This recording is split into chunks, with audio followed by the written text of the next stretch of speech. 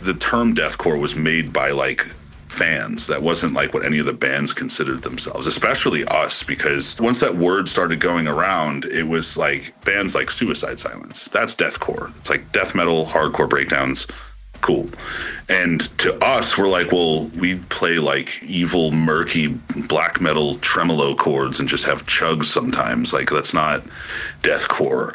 Now, in later years, I've just accepted it. Like, it's not what I think of. It doesn't really matter. It's like whatever category fans put us in is cool. Like, at least someone gives a shit. Real quick before we start, I just wanted to mention that we do these podcast recordings live on Twitch. It's kind of a cool way for you guys to be a part of the conversation, as well as see the behind the scenes and the uncut versions of these episodes. If you're watching on YouTube, subscribing, leaving a comment, liking the video, all that stuff goes a long way. Same goes for leaving a review on Spotify or Apple Podcasts. We have a striving community on Discord if you want to chat with other like-minded deathcore enjoyers, as well as just staying up to date with everything that's going on with the podcast. Last but not least, if you want to support the podcast, I'll be leaving a link down in the description wherever you are watching or listening on how you can do so, as well as links to everything else that I just talked about. With that out of the way, enjoy this episode.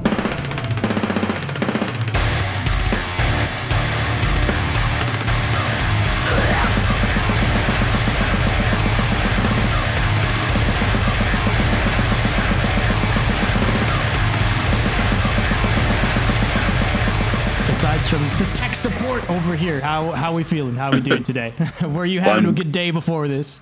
I'm just now realizing I'm having a really bad hair day. So just look at me from like here down. And Okay. Just don't. I'm just gonna tilt right about there. There we go. I'll put you a hat in post production. Just give me a cowboy hat or something. We were talking about this off stream a little bit, how we both feel a little old, especially comparatively to some of the younger folks that have been doing the deathcore as of late. But 21 years is that was the inception of the breathing process. It's been 2 decades, Jordan. How does that feel?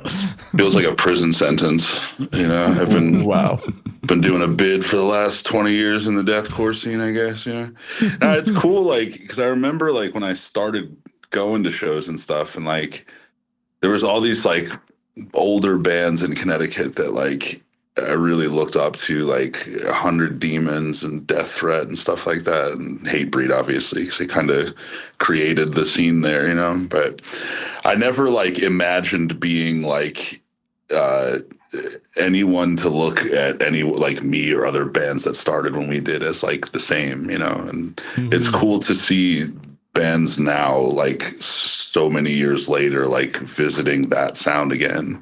Only they're all better at it. It seems like because it's just what happens, Like when bands that, I mean, obviously, like you're never gonna beat the classics when you're doing like a revival kind of style, but like it's just more advanced, Like there's I forget what he's calling it, but Salem Vex. Do you know who that is? Yeah. His new band is fucking sick. Like, yeah, man. And it sounds like all of the early 2000s deathcore bands, but it's just like sleeker production and tighter riffs and shit, And the vocals, dude. Yeah, vocals, like that's a whole nother topic even. Like it's come a long way since like the inception of it, because no one had any idea what it was or what to do with it. It was just dudes making false chord grunt noises, and now you have all these vocalists that can like just comparatively to singing, it's like multi-octave range or something like that, but with screaming. It's crazy. Like I remember back in the day kind of just viewing it as you had highs and you had lows, right? And even that was like, oh, that makes a band so much more interesting. Like the Black Dahlia Murder has highs and lows. It's so fucking cool, right? Whereas like now that's like a given, right? Like just 2 tones. What are we talking about here? The comparison I'm doing a lot, which is weird because I'm not like the biggest sports guy, but like I'm comparing it to like sports like hockey. Like back in the days, you could be the big guy or the fast guy or the shooting, but now to be in the NHL, you need all of it. You need to all of it. So it feels like back in the days as a vocalist, oh my god, this dude is doing like the low thing, oh this guy is doing like the high thing, oh this, okay, that's his vocals. And it was kind of a mystery thing. Nobody really knew how it was. Like I'm a huge fan of Waking the Cadaver. I was like, oh my god, how do you do that? It's incredible. I'm still thinking that, to be fair. But like nowadays it's like it's a whole spectrum of like full of information, and it's like, okay, I'm gonna do this and this, trying to hit certain notes. It's wild, you know, the amount of talented vocalists now is just like, but it's like every kind of generation, you know, they what we view as extreme when we're young, that becomes the norm. So now, like, you know, the bands of our generation, all of us grew up with like Slipknot and the old deathcore bands. Now these younger bands, like their floor is like Whitechapel and Suicide Silence, and like that's what they started with. So like it just gets more and more extreme, and people keep pushing the boundaries further and further. It's really cool. We kind of like touched on a bit of that in the comments of the announcement for tonight. Actually, someone was mentioning, because in my post I was kind of attributing the breathing process to being like one of the very, very early examples of the very particular style of like symphonic deathcore that we see today, right? Like obviously we talk how vocals have changed and stuff like that, but I think the breathing process were like definitely one of the, at least in the more known bands, doing that sort of sound. And then someone in the comments was kind of alluding to the fact that, but you guys were influenced by Dimmu and stuff like that, which clearly like you can always go further back, but to bring it to what we were just talking about, this is just a conversation we have often, right? Whereas, you for the breathing process, and a lot of bands from that era were pulling influences from other genres, right? From not deathcore, because deathcore wasn't much of a thing. Yeah. Whereas now, the bands from today, the newer wave of like, let's say the symphonic deathcore, well, they're not necessarily even listening to Dimmu. It's some of them are for sure, but a lot of them are just listening to other deathcore. So it's just, I think there's such a big difference there, right?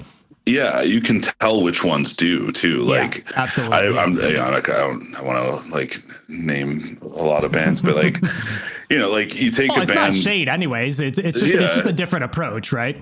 Yeah, just guys, people in bands are sensitive. I don't want to like piss people off. Like, I get it. I am too. It's just how it is. Like when people tell me that we ripped off like Lorna Shore or something like that, and I'm like, man. First of all, like I spent like 7 weeks touring with Lorna Shore in 2022. So I was filling in for Distant. And that, like, Lorna Shore is a fucking incredible band. I just saw them here, and they're playing in a fucking hockey arena or a basketball arena. Like they have, for the genre of blackened deathcore, they are the absolute best at it. There's like Shadow of Intent is pretty much like on the same level sound wise, but Lorna is just on another level now. Like the sky's the limit for them today, but you can tell, like, just because they've been around for a long time too, like their influences are more in line with what our influences were versus bands that have come out in the last like 5 years or so that have that style. You can kind of tell aren't. Like they're more influenced by Lorna Shore themselves, or by Shadow of Intent or Carnifex or something like that. But I think, like, even though there's a lot of bands that do it now, and everyone kind of has their own take on it. That's why, like, it annoys me when people play like the comparison game so much, because like if you lined up all of the blackened deathcore records, like most of them sound pretty different, and what makes them different is usually their influences. Like I can't imagine. Like none of these bands have ever listened to Dimmu Borgir, but they were like the first. Obviously, they weren't the first black metal band. That's stupid, but like they were the first ones that that's really. What I mean. You could always go further back, right? Yeah, of course. But they were the first ones to really take like that grandiose symphonic sound and maximize it. Yeah. With like sleek production. Every band before that, like Cradle of Filth, kind of had that, in their earlier records, but their records weren't as well produced. Yeah. Like the mixes of them weren't as sleek and huge You know, Yeah. Dimmu Borgir was like maximalism with like symphonic metal. They made it bigger than life, right? It was Yeah, more. exactly. And then which is I think a really interesting part of metal, because I think in particular metal is so classic in how they record, and how, you know, it's usually like there's two guitars, a drum, a bass, and a vocal. Like it's usually always kind of the same formula, and they stick to certain ways of recording and stuff like that. Whereas a band like Dimmu, like for sure, especially when it came out, was like, whoa, what the fuck is this? You know, like this. So there was so much more than just like five dudes playing on the stage. Yeah, and they brought that same production live. Like they sound exactly like the records live. It raised the bar. And you know, for us, like when we started, we didn't have any of the, like, none of us really, I mean, I don't say enough to listen to black metal, but like we weren't going for that sound at all. Mm-hmm. When we started, because we were in I want to dig into that. Yeah. Take me back to 2003. Right. So at that point, like we were just like a shitty local band. Like we didn't really know what we wanted to sound like. That was at that time in New England, like Killswitch was like, it was like the talk of the town that they signed to Roadrunner, you know, like everyone was trying to go for like metalcore. And so our earlier stuff was kind of influenced by like Killswitch, Shadows Fall, and then other like European death metal bands like Decapitated and who else? Like Caliban. They weren't really a death metal band, but you know, I mean, like metalcore shit. Yeah, 100%. So it wasn't. We started going in the black metal direction in like 2006 or 2007, I think, because the record came out in 2007, so roughly, probably a little bit before that. Yeah, like just because we were just listening to different shit, and like, you know, at that time, all of our lives were just trying to be in a band, so we all just like practically lived together and just got super high and listened to music all the time. So like once our drummer at the time, he was always like a big black metal person, and I had I liked bands like Dimmu and Cradle of Filth and stuff, but I hadn't really explored much further than that. So we would like, you know, be at band practice, and he just started playing like Emperor's first two records. And for me, that shit changed my life. Like, and obviously I was a little late to the Emperor party, but you know, I just started obsessing over like, God, the names of the records are like escaping me now because I listen to so many records. Like Nightside Eclipse, like I just listened to it nonstop for like months. And then, you know, as a guitarist, especially, like the music you write is very reflective of what you're listening to. So I had spent the subsequent like 4 or 5 years writing like metalcore riffs and death metal riffs. Then when I start listening to all this black metal like Emperor and Dark Funeral and stuff like that, I started learning like how to make those kind of sounds. And because we're playing in, you know, the Connecticut scene, which is, if you don't have mosh parts every 30 seconds, like no one gives a shit about your band. Like you gotta think of the bands that have come from Connecticut. They're all heavy. There's not like a non-heavy band that's from up there, because you don't exist in the scene without it. That's the house that Jamie Josta built. You know, like you're not getting away with like speed metal riffs in Connecticut at all. So we started to kind of figure out like how to like play that kind of stuff, but still make it heavy, you know? And it's weird because that once we changed, that was when we like stopped, like that's when we got signed and like started touring. So like we didn't come up in the Connecticut scene playing like blackened deathcore. That didn't start until you didn't spend after. Years playing like the symphonic deathcore, you know, to crowds in Connecticut. Yeah, right. So we were basically doing like our best Dimmu Borgir impression without like having any knowledge of like the production behind that big of a sound. So that took like a while. That took a lot of like recording and writing and touring and learning how like bigger bands did. So like we didn't start playing, like even thinking of playing live to a click until I think this was in like 2007 or 8. We played in San Antonio, Texas with the Black Dahlia Murder. And that was when Shannon Lucas was drumming for them.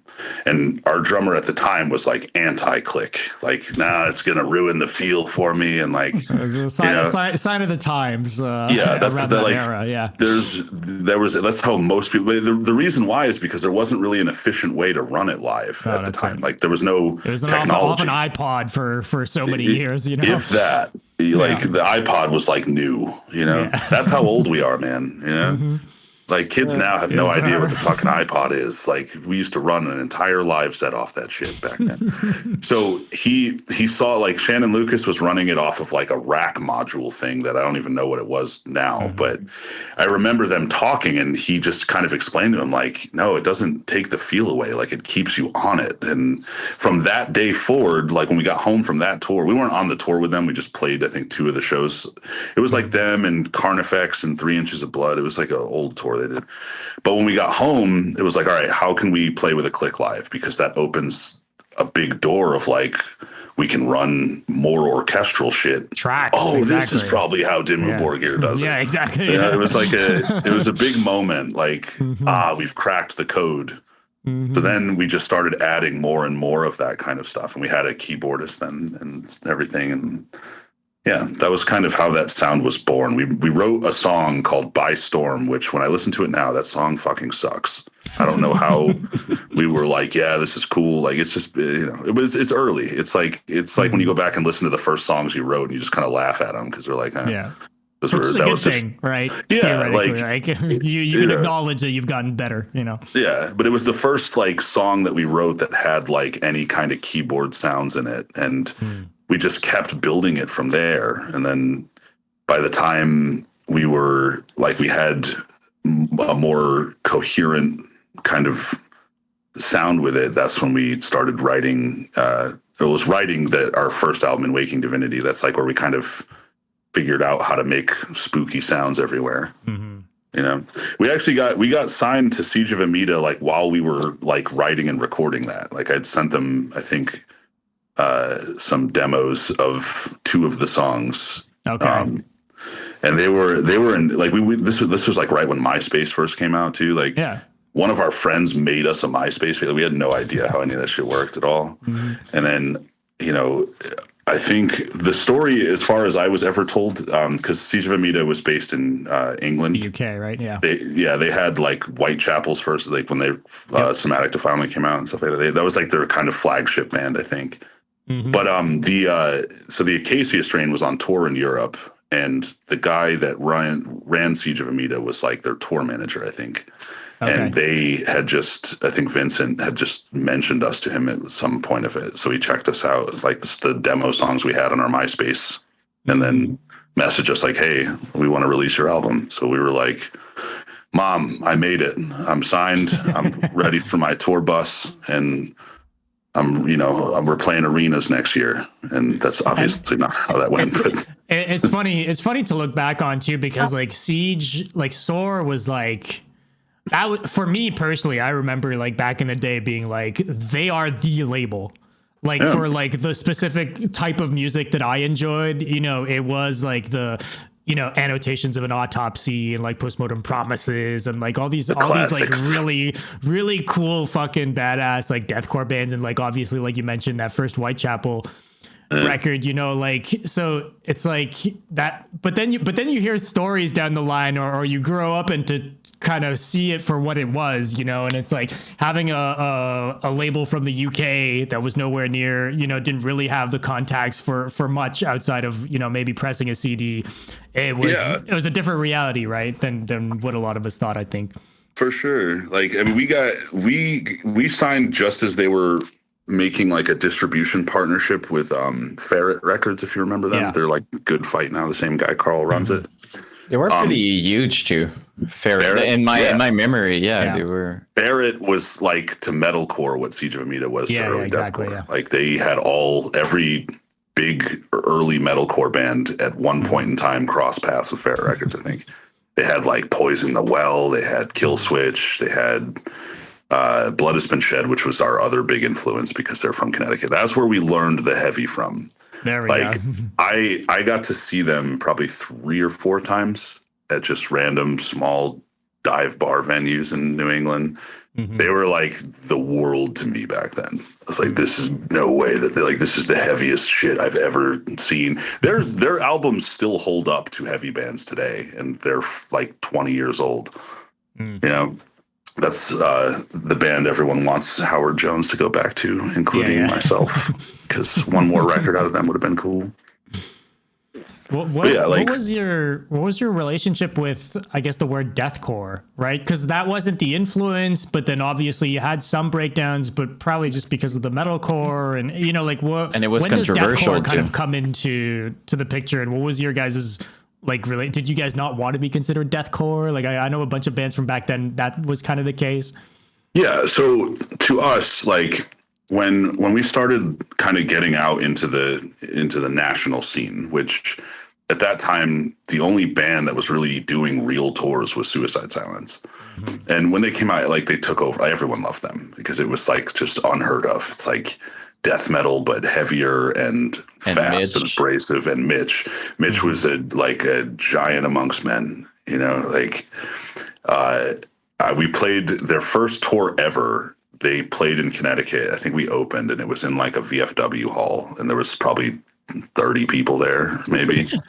And they started, and they just like everyone was basically like, I want to see if this is like the music video that they put out where they're just going nuts. And they were just insane. Like everyone started breaking shit. Like everyone went ballistic because that was the energy that gave out. Are we talking about the Destruction of a Statue video back then? Yeah. Like then in the underground scene, like there was very few, if any, like other bands that were that wild looking. Yeah. You know, like with that much energy.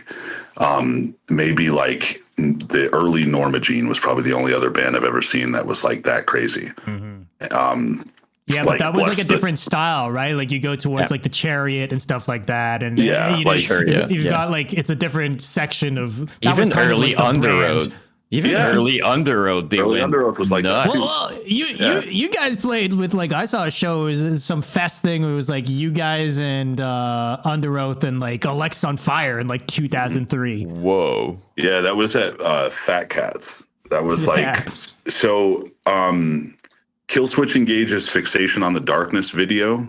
I was at that show. That's the same venue as that show was at. That Fat Cats video. That was for any like underground metalcore. That was like the main venue everyone played at because you know that was Scott Lee. That was like his venue that he owned back then. Yeah, that was like a 2-day thing. I had this giant flyer from it on my bedroom wall for like years and years and years. It turned like golden brown eventually, but it was like. It took up half my wall, but I was so like geeked that I got to play with all these bands once. Yeah. You know, but yeah, we've played with a lot of bands that are huge now that weren't huge then. So like our tour history looks like way more impressive than it actually was. I was looking through some of the stuff, you know, like Ghost Inside playing, you know, underneath you guys in 07. They and then opened that tour. Exactly. But then 08, the next year, they're like co-headlining this massive fucking fest, you know, like on the same lineup as you guys. It's like the blow up was like instant, you know? Yeah, like them. We did like 2.5 weeks with Motionless in White when they were like still kind of coming up. They were still on Fearless Records. They like just signed with them. That's a good fit though. That's a cool matchup. Well, back then especially because it was like, you know, we're both they are like our agents were like, well, they both have keyboards, so this works. And they were the nicest, like most hardworking people that I've among the like bands I've ever toured with. Like they were all so cool. They all watched us every night. Like we all hung out. We gambled a lot because they were just avid CeeLo players, you know. And then like a year later, they're like skyrocketing. Now they're one of the biggest metalcore bands in the world. Do you remember? I'm just curious because I used to listen to a lot of The Ghost Inside. Do you remember the reaction of people early on? Like, were people, because they have like crazy freaking breakdowns and stuff like that. Like, were people going insane at those shows? Do you remember? For them. Yeah, for them. I'm just curious how Yeah, it like was. so that tour was like kind of a weird mixed bill, if I remember Yeah, correctly. it's Like like there was Classic Struggle and From the Graves of Valor is a yeah, super it was like eclectic half lineup. Yeah, death metal and half like metalcore, hardcore, and yeah, whatever. Oof. It was a mixed bag depending on what city we were in. mm, So like some shows, everyone loved them and hated like us and Graves of Valor, and other shows it was the opposite. And most of those shows weren't that great to begin with, like because there was no money in it back then. There was no like there wasn't an established like touring route of venues for like underground metal. So it was a lot right. of dive bars and like you know 200 to 300 cap venues, if that. It's Um, absolutely insane because back in the days when I was like 15, 16, in my mind, all my favorite bands were just like rich. I was like, they're living the life, my friend. Like in my mind, everybody was living like Bring Me the Horizon. You know what I mean? Like I was yeah. just like, they all got tour bosses and stuff like that. Like in my mind, you're signed, you're rich. That was That's what I thought going in Yeah, too. That's just not the case. Like not then, anyways. Like yeah. because there was no, no, I don't want to say no, but there was very little value to it for promoters because it just wasn't an established sound yet. So Yeah, like that kind of lends to like what you asked before about like the right. deathcore label and stuff. Like so when we were in the middle of it, like the term deathcore was made by like fans. That wasn't like what any of the bands considered themselves, especially us, because once that word started going around, it was like bands like Suicide Silence. That's deathcore. It's like death metal, hardcore breakdowns. Cool. And to us, we're like, well, we play like evil, murky black metal tremolo chords and just have chugs sometimes. Like that's not deathcore. And when Suicide Silence came out and like started kind of blowing up, every band wanted that sound. Like Hmm. if you go back to all the bands that came out between like 2006 and like 2009, 90% of them sound like Suicide Silence, or at least some iteration of like that style. And we always felt like an outlier because we don't have as many breakdowns as these bands do. We did one tour with Oceano and Suffocate, like Ricky Hoover's old band. Oh my god, I'm still a fan of that. Not kidding, but Yeah, their Suffocate was fucking awesome. Like I loved that tour. That was one of the better tours we did too, because all three bands were like we all hung out all the time. Like it was a great time. Everyone was super cool to each other. There was no drama. And like we would play shows where like we would get a lot of like folded arms and stares because we don't have like we're just not as heavy as these two bands are. We're Hmm. kind of heavy. We have some breakdowns, but not like Oceano, like Yeah, where yeah. it's Their when goal District of was to be Misery heavy. starts. Like Yeah, yeah. yeah, like we wouldn't get those kind of reactions except once in a while. But because of that though, like we kind of developed like we had the fans we would draw and would make like they it felt more like they weren't just a fan of the scene, they were a fan of our band because we were kind of Right. unique in that sense. At that time too, like there was only really us and Abigail Williams and Winds of Plague were like the three basically bands with keyboards that everyone kind of compared all the time. Yeah. And I remember I had a kind of like a YouTube argument once with somebody that was saying something about like because people who weren't there tend to just go off of like dates of when things are released. And it's like Abigail Williams released their Legend EP in like 2007, I think. And like, yeah, it came out before our first album in 2008 came out. But at that time, there was no like MySpace was new. Social media wasn't like a thing yet. So the notion that like because now everything is connected and you can hear anything at any time, back then you couldn't. So we Mm. had no idea who Abigail Williams was when we started writing in Waking Divinity. We had no idea who Winds of Plague was. We met Winds of Plague on their first tour when we were on like we had been touring like all year that year in like 2007. or 2008, sorry. And like that was our first time ever hearing them. We'd heard the name and like seen the logo on flyers and stuff, but none of us had ever heard them. And like then we played with them and it was like, oh, cool! Like there's another band that kind of does this. But the two Spider-Mans meme pointing at each other. Yeah. You know? But even though we occupy a similar space, none of the three of us sound anything alike. No, that's it. Whatsoever. We all tune to like completely different tunings. Like not that that's like the main difference, but like just the overall sound is just different. You know? So like back then we got because Winds of Plague just, to be honest, had a better team behind them. So they got way better tours than we got, and they got way more exposure. So of course they were on Century like earlier on, right? Yeah, they were like one of the first to sign like the bigger of the deathcore bands. Yeah, the deathcore bands. Yeah, all them and Suicide Silence. They all had the same manager, so you got all them got on that train. Good old Steve. So like we would get those comparisons back then too, and we're just like, well, we don't really play like deathcore, I guess. But now in later years, I've just accepted it. Like it's not what I think of. It doesn't really matter. It's like whatever category fans put us in is cool. Like at least someone gives a shit, you know. Like so I used to be like super like we're not fucking deathcore band, like, but now I'm happy with the label of it because we are, whether I like it or not, you know. Yeah, it's funny though because it's always the fans care more than the band themselves. Like that's 100%. Always been that's what we keep hearing. Yep. Like it's just like all these people. Like I'm gonna post because like I'm doing documentaries on YouTube. Like I'm documenting the MySpace era, you know, and awesome. And I'm doing thanks. Yeah, it's super fun. But like I'm doing videos about all those bands, right? Like Veil of Maya, Waking the Cadaver, all those bands, and there's always people just trying to say like they're actually not deathcore, they are technical death brutal, and I'm just like it's funny to me because I'm just like it changes nothing at all. Yeah. Like it's the same band, it's heavy, we're on board, and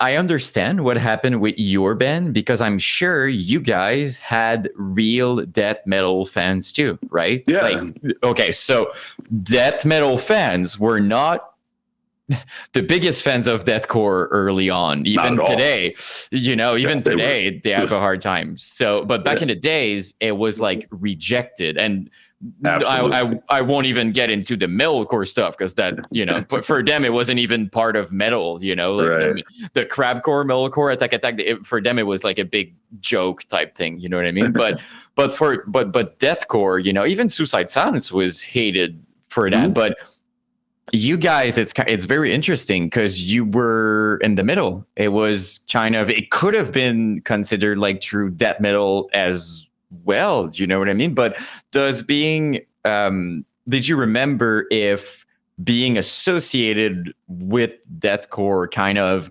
ruined it for death metal fans? Like, did you remember if people were just like, no, you know what I mean? Absolutely. And that's why I think like the conversation of like bands kind of rejecting the deathcore label started, was because it was like a meme back then. It wasn't, no one expected it to last 20 years later and be like the biggest of the subgenres. Well, it was supposed to like, fans wouldn't have thought so. No. So, Yeah. And then you look at like what kind of a good example of that label affecting a band was Job for a Cowboy. They were like the biggest, they were a part of the initial like push for the deathcore sound. And all of these like death metal elitists would just shit on them all the time. So they're like, you know what, fuck you guys then. We're just going to make a death metal record. And it's one of the best ones ever for like technical death metal. And they continue to do it now. And it's like, they're like the Limp Bizkit of deathcore kind of. Like they were like the hottest thing, then everybody just wrote them off. And then it's like cool to like them again.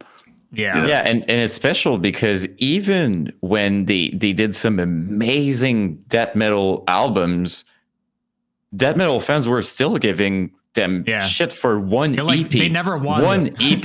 One EP. In context if you look back, the only deathcore thing is a very few breakdowns,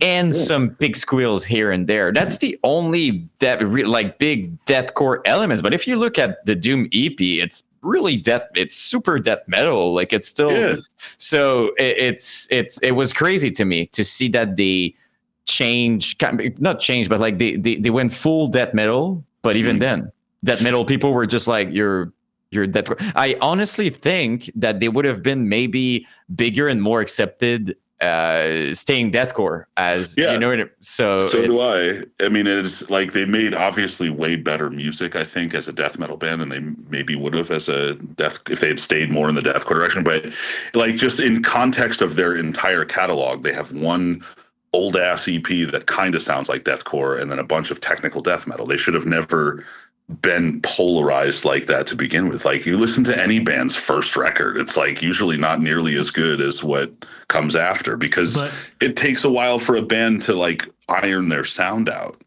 You know, it wasn't what's funny is what you said too about like it's the fans giving the name of the genre, right? Yeah, because then they were just like given that name and they're like stained by that. But like the same thing with like Black Dahlia Murder. I think Black Dahlia Murder never had it, I don't think, too much in a negative light, but a lot of people who enjoyed deathcore fucked with the Black Dahlia Murder. Right. And there was kind of like there's always something a little bit like, oh, like, do we touch this band or not, from like a death metal like head perspective? Like, oh, are they deathcore? Are they not? You know, because people in the deathcore scene like this band. Yeah, you know? But like guilty by association, but they don't play deathcore, you know? I think if Black Dahlia Murder came out like 5 years after they did, I don't know that they would have had the same trajectory because the scene was they more, because the bands they were playing with were all the metalcore bands. They came up more in that scene than anything else. So like they were still like the black sheep of that. Like they sounded dark and evil, and like they had this, you know, Swedish mellow death influence and with crazy death metal vocals instead of metalcore-ish vocals. So they kind of carved their own little corner out and just toured relentlessly on it. I don't know if another band tours as much as Black Dahlia. You know, like insane. Yeah, like they were just always on tour, you know. And it's funny, our old drummer Alan is their drummer now. He was our drummer for like a year and a half, probably.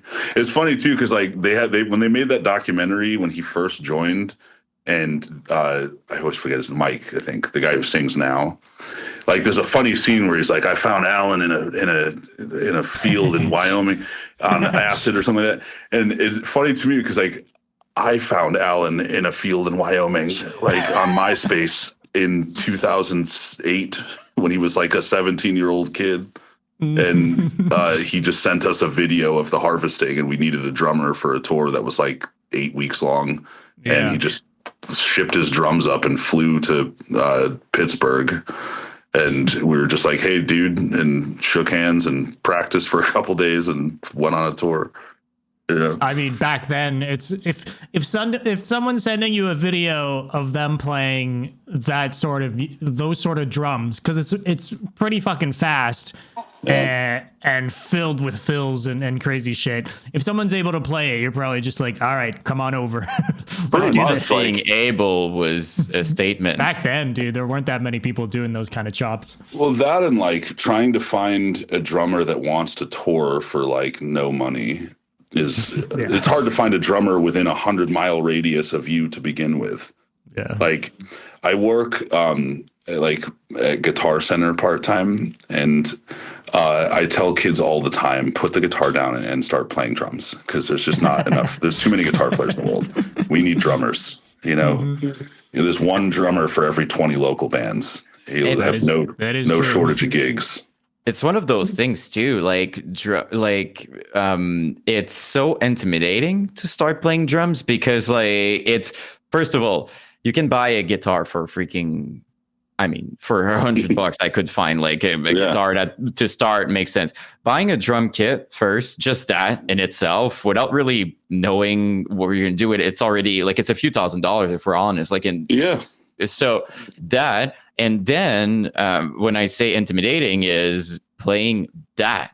I mean, like the learning curve is so freaking huge because in guitar, don't get me wrong, I know there's a lot of technicality, and I'm far from being like a super good guitar player, but I just mean like you can kind of start with metal and kind of you could do some simple riff at first that are pretty cool, but drum rise starting and being like it's gonna take you years, man, before like playing it properly. So I feel like it's more intimidating probably, but once they get it though, once they're known as a good drummer, the demand is absolutely insane. Like a good drummer in our scene, even now, is going to do very well, I think. Yeah. I mean, look at, the handful that are, notable, like they tour in so many different bands because there's just a shortage of rarely in one band. Yeah.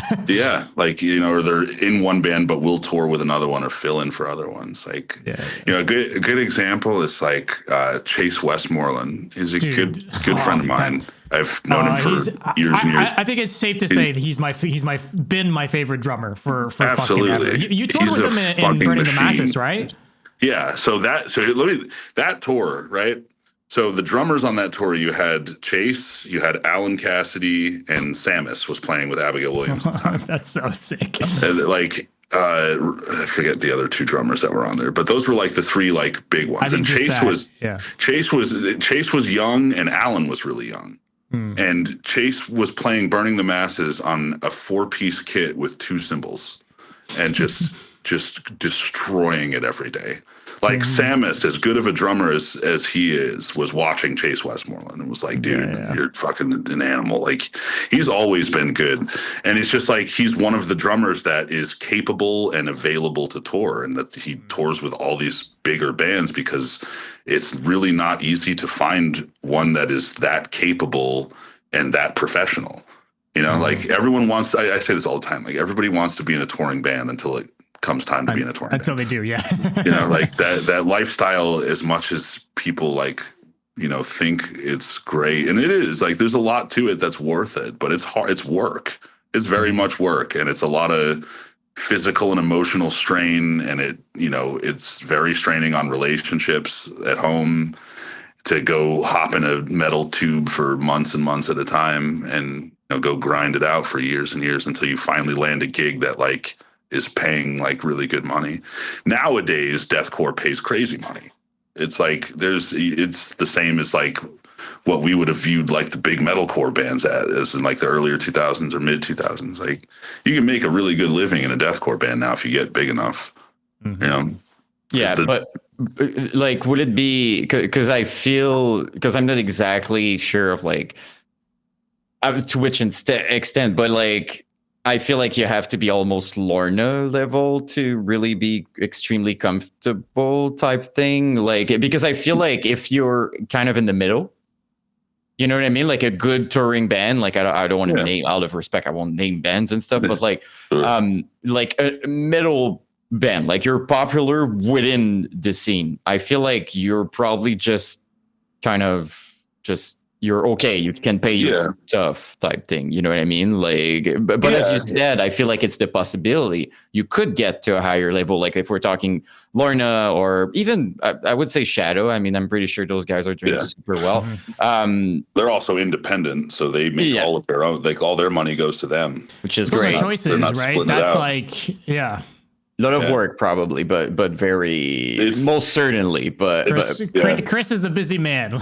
Put it that way. He's like brilliant. 2 of the biggest bands in the fucking scene that he just does double take.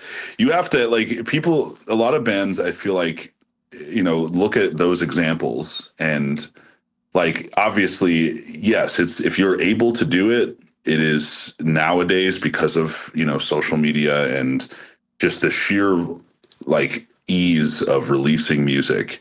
You can release music independently and grow, but to do it and get to that level takes lot. It takes a lot of work and a lot of dedication, and very few goes to that level independent. Like that's something we don't talk about, but like as much as I love seeing independent bands, to get to Shadow levels, I mean, Yeah, I'm like you not have to even have somebody in the band that's like borderline autistic that's only going to focus on super just band stuff. business and just Yeah. like someone who understands perfectly how things works and how to use it, but I think you bring a good point, because nowadays, let's be honest, kids are born with it. So I wouldn't be surprised, and if in a few years we see more and more just bands have those moments because they know how to use the platforms properly. They're Yeah. born with it. You know what I mean?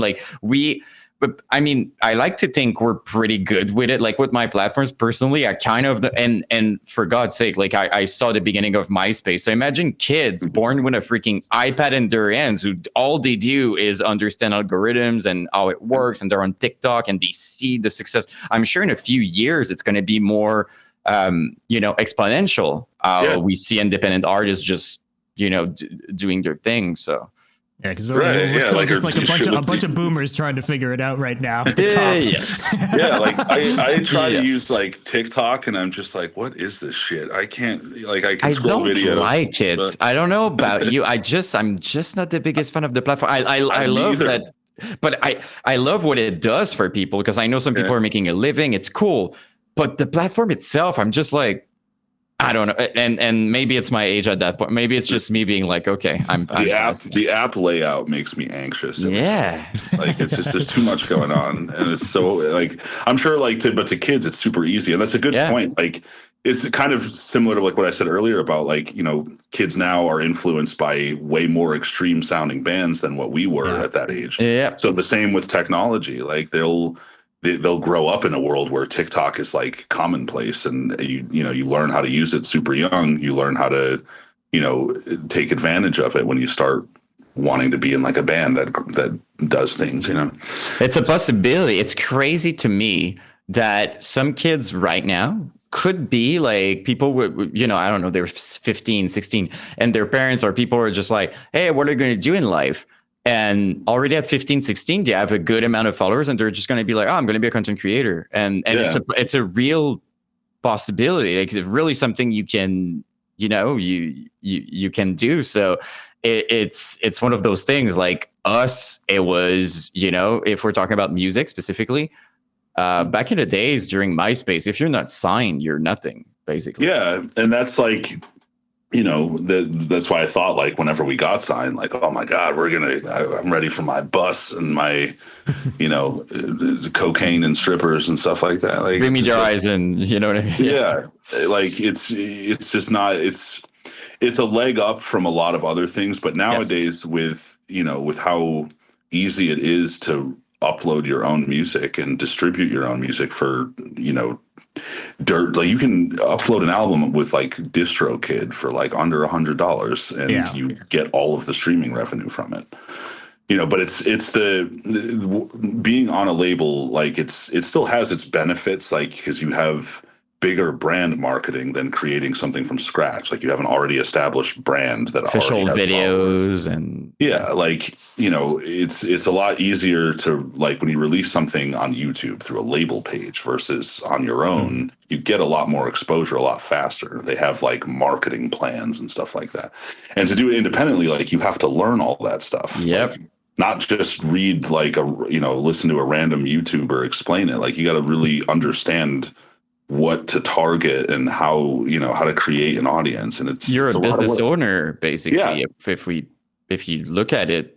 Yeah. Like and then that. I feel like the downside to me from what I see lately is like a lot of, because of how social media is, a lot of bands are so much more focused on content creation than their actual music.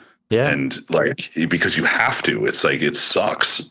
Like you can't just make a great record and put it out anymore. You have to make a great record, and you have to make 3 playthrough videos and 2 music videos. And, you have to be visible and active on like Instagram all the time and like stuff like that. Like I'm starting to, it's like starting to revert back to like, I wish somebody else would just do this for me. I just want to write music. And that's where the label comes. Also, it's just like a record every 3 years just doesn't cut it in. Nope. And that, like you have right? to And you were talking about the trial and error.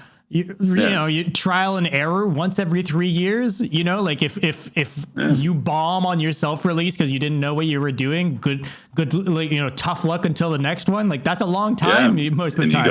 You gotta sit there and get it out quick. And like with us, like we've always, and this has probably been, kind of an Achilles heel over the years, but me, like as an artist, I can't just like shit out material. Like it takes time to find the inspiration and the sound, and like I need things to happen and things to draw from. And when you get to a certain level, like the bigger bands, like you have to be able to go into a studio with nothing and come out 6 weeks later with a finished record. And because you got, companies investing hundreds of thousands of dollars into it.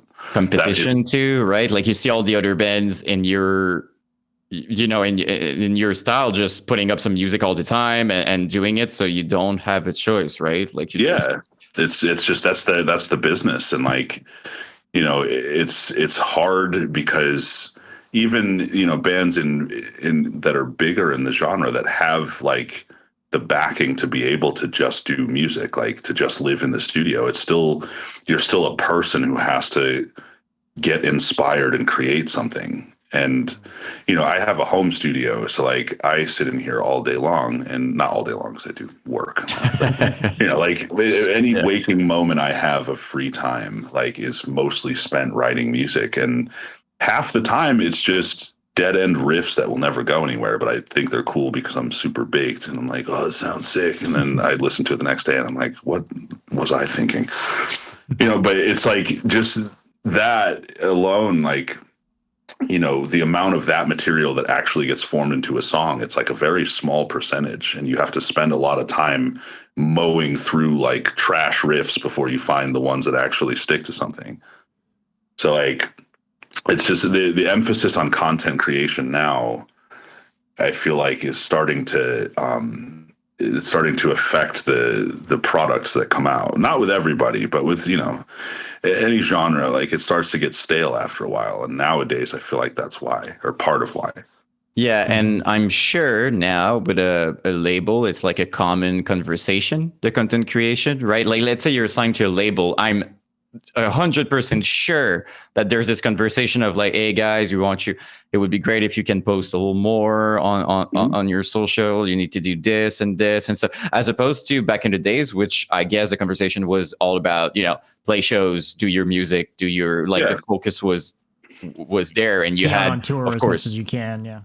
Yeah, it was about the music itself. Nowadays, I'm sure it's a lot about like, hey guys, what about if you would do that maybe on TikTok? That would be great. And I'm sure they're talking about all that stuff. So to me, I still think touring is the best promotional tool, and that's like what launched Sumerian. That's what they did that none of the other labels were doing. Is all these labels were putting money into like kind of dying media, like magazines and like promo ads on stuff. Sumerian put all of their money into get their bands touring and merch. And all their bands at least from back then, all blew up at around the same time. Like Born of Osiris, After the Burial, Veil of Maya, they just stuck them all on the road. Just let them just tour for the next year, and you'll sell records, and it worked. Right, and if they weren't buying onto a tour or placing them on a tour, they were booking the tour themselves, right? Like Sumerian was great at also just doing the solo booking. Ash back so then it's just was like nonstop, Yeah, like Ash was one of the. I mean, I don't know if he's still I think he does like more with film now, but at the time, like he was probably the biggest agent in the scene, if not one of.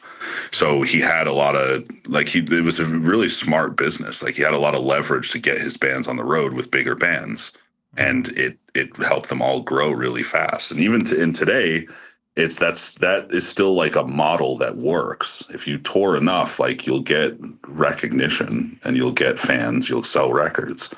It's harder to do it from a computer, to me, at least in my observation of it. But the way I've always kind of seen it, even if we're talking about like the smaller tours, I feel like, to me, I always saw it like the fact that your logo is on a flyer that's being distributed in every single pocket specifically catered to potentially enjoy your style of music, right? Like coming from the promoters that are booking that style of show within the scene that would go to those types of shows. Like even without playing the show, I feel a name on a flyer was already, and now you see it, same thing applies to having your name on a flyer on social media, right? It's the same kind of thing. And I think there's no better marketing than that. You know, having your name blown up in all the right scenes, but you don't get that if you're not touring. Like you can pay for the ads and stuff for any other sort of content, but I think there's just some weight to like, hey, we're actually doing the thing, and here's our logo. It keeps showing up in your fucking feed, and or at the local gig, or at all these things. Exactly. Like, and obviously the live shows where you convert, but. Yeah, like, and you look at like Sanguisugabog, they have like the most illegible logo on earth, but everyone knows exactly what it is, you know? We're all slowly learning how to say the name. I didn't, but yeah. No, but like that's the thing too. Like playing live, at least in my opinion, what happens is, as much as you can create a buzz online, it's probably one of the most, like when you have like a Lorna moment, right? Like when it's everywhere. Of course, that's probably what happens for one band. Yeah. Yeah, it's rare though. So if you put all your eggs on that, I mean, like good luck. And no one knows. Like even Lorna themselves had no clue that this would happen. It's one of those things. But live shows, it's an experience. And as much as we're all connected, and not to be negative, but as much as we're all connected, we're also all super disconnected in a weird way. So that's true. But live is different. Live, it's a family thing. Everybody's together. It's an experience. So like once you form and it's a more intimate relationship. Like let's say I go live and let's say Distant is playing, and okay, it's not a good example. I know Distance. I love them, but like let's say I don't know them, see them for the first time, and I go to merch table. We talk together, and they were super gnarly. They're awesome. I'm buying a shirt. Like they're in my world. Super huge because I'm invested now. Yeah. When they're going to do music, what's going to happen. So it's another level of you're reaching out to people as opposed to online where, let's be honest, most people have 2 seconds attention to give. 1 second. It's like the energy that a band is trying to portray with their music, you can only hear so much of it listening to it in headphones or in a car or on a stereo. Live is where you actually get video. Live is where you get the actual experience of what that band is. And what I was saying a second ago with like bands being more focused on content than music, like you see a lot of bands that do blow up online, and you see them on their first tour, and a lot of them aren't very good. Like it's just not by any fault of their own. It's just you don't have the same emphasis on rehearsal and planning a live set out that flows well, and like the songs you're playing the songs that you know how to play versus like picking which songs are going to make like a really cohesive set list, because you don't have the experience to do that. Like a good example was we took Worm Shepherd out twice, I think. It was not like we took them out. It was like we're equal billing, but that was like the first leg of it, which we split it like a couple months apart, but like that was their second like tour ever, and their first tour ever was their first live shows ever when Signs of the Swarm took them out. And like their music, when you listen to it, is incredible. Like they're an awesome band, really good people, but like they didn't have, you could tell just from like their live setup, and like they there was a big difference from the first leg of that tour to the second leg, when they had a little bit more experience and seasoning and kind of tested out what works and what doesn't. But the first one, it was like, not, if you went to see them and expected to hear what you heard on YouTube, it didn't exactly sound like that. Right. And then they figured it out after that. And then the next tour they sounded really, really good. And let's be honest, like it's still, I think it's the like biggest point of any conversation. Like when I do videos on my socials and I talk about any bands, basically, like if I talk about like Shadow of Intent or a band or anybody, the very first comments I'm gonna get is I saw them live and da da da. I saw them live and da da da. Yeah. So people are like, when you love a metal band, it's like you wanna see them live. That's the entire. So if you have success online before, it's like you got to deliver, man, and Yeah, you got a little that's a lot pressure. of pressure. Yeah. A lot of pressure. Especially our genre, the genre we enjoy. I think there's a special emphasis on being able to pull off your tracks live, especially the more we go into the digital age of recording, And when you Yeah. do on the other side, you're very successful. Like a good example of that is, Signs of the Swarm. Like I cannot tell you how many times, like they're getting bigger and bigger, right? Like clearly. And the amount of time that I heard, dude, live, these guys are just like, it's something else. Yeah. So and it's because they spend a lot of time on their music and on their live set. Like that's one of the hardest working bands I've ever known or seen, and they're from Pittsburgh too, like where we are. So like I know them really well, and like they just the care and precision that goes into that band is like I don't know many other bands that are like that, and that's why they keep growing, because they put so much time and energy into making their live show sound like what they're supposed to sound like, Yeah. And Dave is crazy too, which helps. That was the greatest switch of all time, was the big vocalist carousel where all those bands absolutely that like defined multiple bands all at once, Yeah, and it's all of them, like the ships all rise with the tide kind of thing. Like they all, I mean, obviously with Lorna it didn't work out so well, but we're on to bigger and better things now. It ended up working. It ended up working, And but the thing too, like if you look at just how that all happened, like Lorna was already growing like at a pretty rapid pace. Yeah. And that Chaos and Carnage tour that I was on, that tour was supposed to happen like a year prior, but then COVID happened. So like that kind of derailed them a little bit. And then the whole thing happened that, most bands would not have made it out of that situation. They would have, it historically should have tanked it, but it was one of those situations where like everyone's eyes are on them for what's coming next. And it was a fucking volcano. Like it just exploded. And obviously it went the complete opposite way that most bands would have taken it. Yeah. And like, I remember too, like, just hearing about the different vocalists that were auditioning for that spot. Like there was some notable ones, and they picked not the most known one.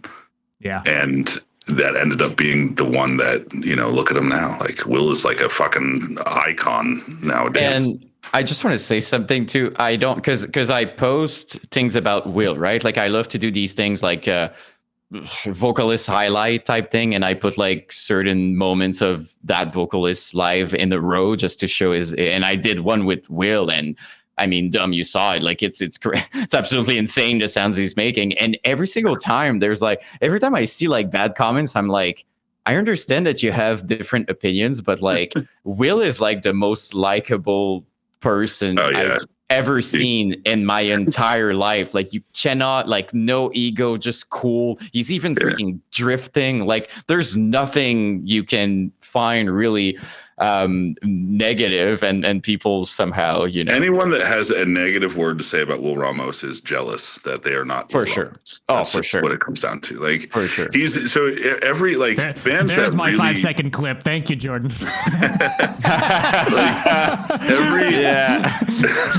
Yep. Every like band that really ascends to like the top tier, they'll have one thing in common, and that is their vocalist has a star quality that you can't replicate, that you can't just find anywhere.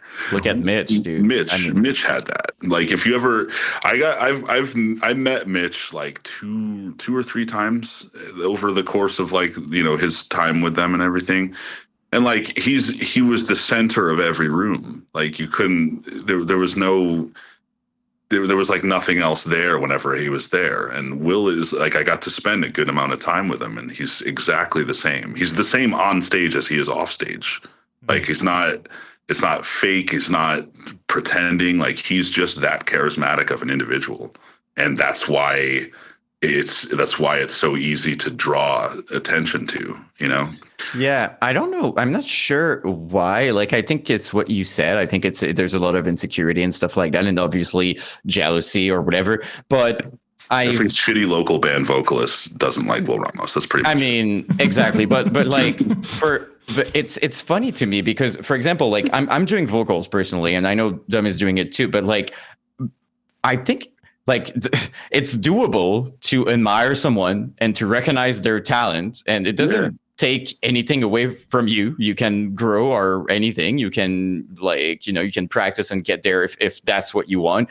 But like, it's just like, it's positive that we have great vocalists. It's not a bad thing. It's great that we have like amazing vocalists. But I feel it's like a lot of people just want to say, I know more type thing. So like, they're going to be like, this band did it first, or this vocalist did it first. And I'm just like, who gives a shit? Exactly. Like, so that's like, it's a great example of like just the blackened deathcore like debate and saga that still continues. It's like, no one cares who did something first. They care who does it the best. Like, I can be like mad and bitter all day long that like I did Black and Deathcore like first, but that doesn't matter. Like, I'm happy that we at least were like a part of opening the door, and I never expected to just be the best at it or anything, like, because there wasn't, we like, the way that Lorna sounds now is how I envisioned us sounding in like 2009 or 10, like how I wanted to sound. But there wasn't the tools to make that sound weren't available, and like over time, it's what happens to anything. Like, as things advance, bands sound more advanced, so like, now I listen to them and I see them, and it's just like, man, this is what this like, sound that I think was one of the people that thought of back then. This is like it in its final form. This is like, like, this is what it was meant to sound like. And I'm more happy that the sound got there than I am discouraged that it wasn't me who got it there. We had this conversation like quite a few times, and something I really genuinely believe, but like, being ahead of your time can be good, but also can be your curse, because people need to be, as you said, like, the tools maybe are not there. People need to be receptive and whatnot. Like, so you guys and Winds of Plague, I really believe you were just like ahead of your time. Like, I'm not sure people understood. Don't make me blush on camera, man. We're doing no, but that's a real conversation, and I think it's one of the first things Dom said when you bring up your band a few times. He's like, these dudes were just like ahead of their time. So I really believe it's one of those things. It's like, it's getting recognized, but later on, and it's kind of, always what people often hate first, you know what I mean? Like, Immure is a good example of that, like, I remember people shitting on Immure back then because they were different, and Frankie wasn't like seen at all, or death metal, he was just himself with moshing shorts or something. And I have some great Immure stories, by the way, because they were also from Connecticut. I would like to hear that, though. If you have one in mind right now, I would be very happy. Sure. Well, what's your best Frankie story or Immure story? All right. So this was in like 2005 or 6 or something like that. So Immure was like, it's weird because they always like, everyone always assumed they're from New York, but they're not. They're from Connecticut. Frankie might have been from New York, but like the Leonetti brothers, the two who made the band, they're from Connecticut. Mm-hmm. And when they were first in the scene, they were a nu metal band. I forget what the name was off the top of my head, but like, if you find super old pictures of them, it's like Jinko jeans and like spiky, green hair, shit like that. The good years.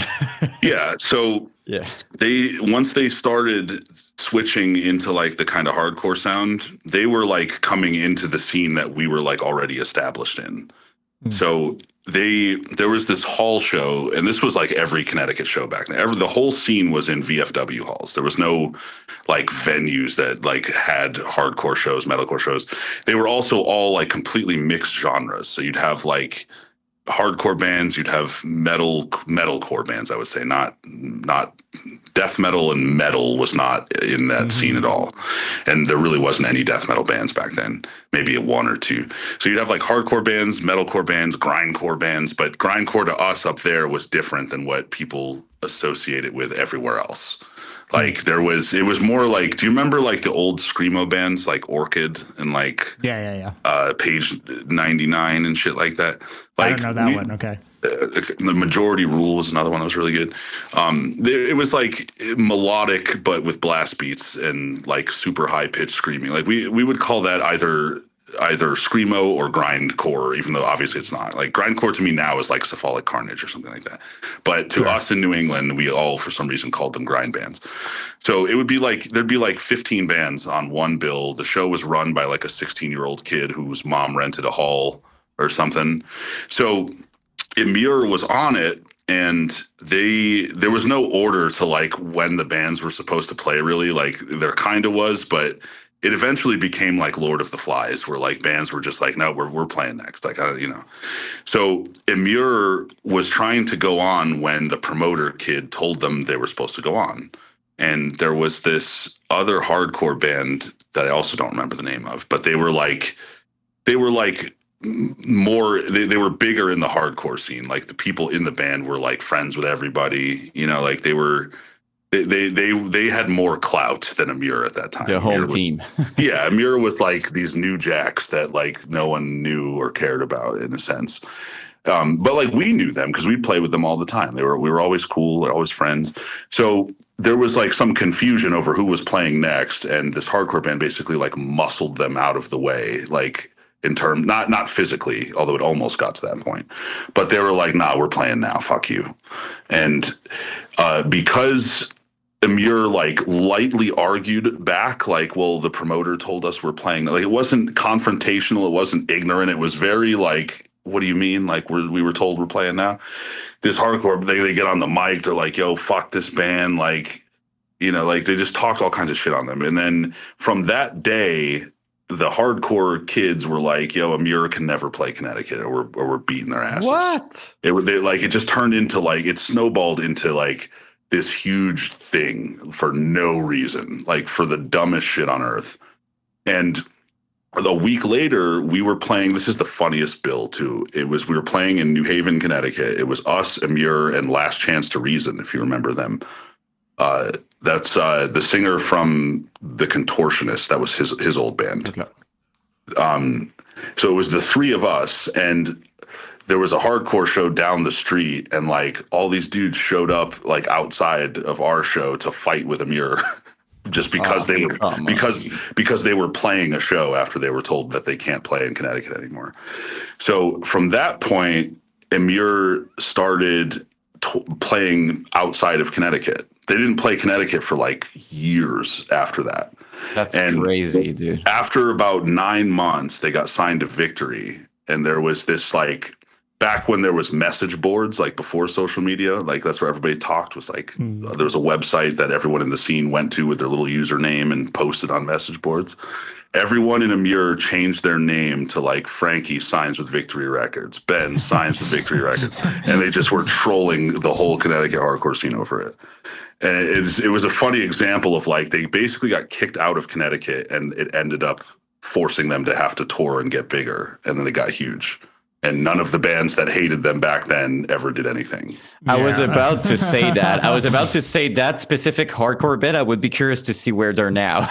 You know what I mean? Nowhere. I don't even remember the name even. Like it was just, you know, but that was the Connecticut scene though. Like it was fucking violent. Like there was like moshing back then was like dudes were like crowd killing now. That shit's been around since back then. That's where it started in the Northeast. Like that was commonplace, like for people to fight and get broken bones and black eyes and shit like that. That was just part of it. It was like Fight Club, but with music behind it. That was where the Acacia Strain started too, and then they had their whole fucking. They're out of beef too.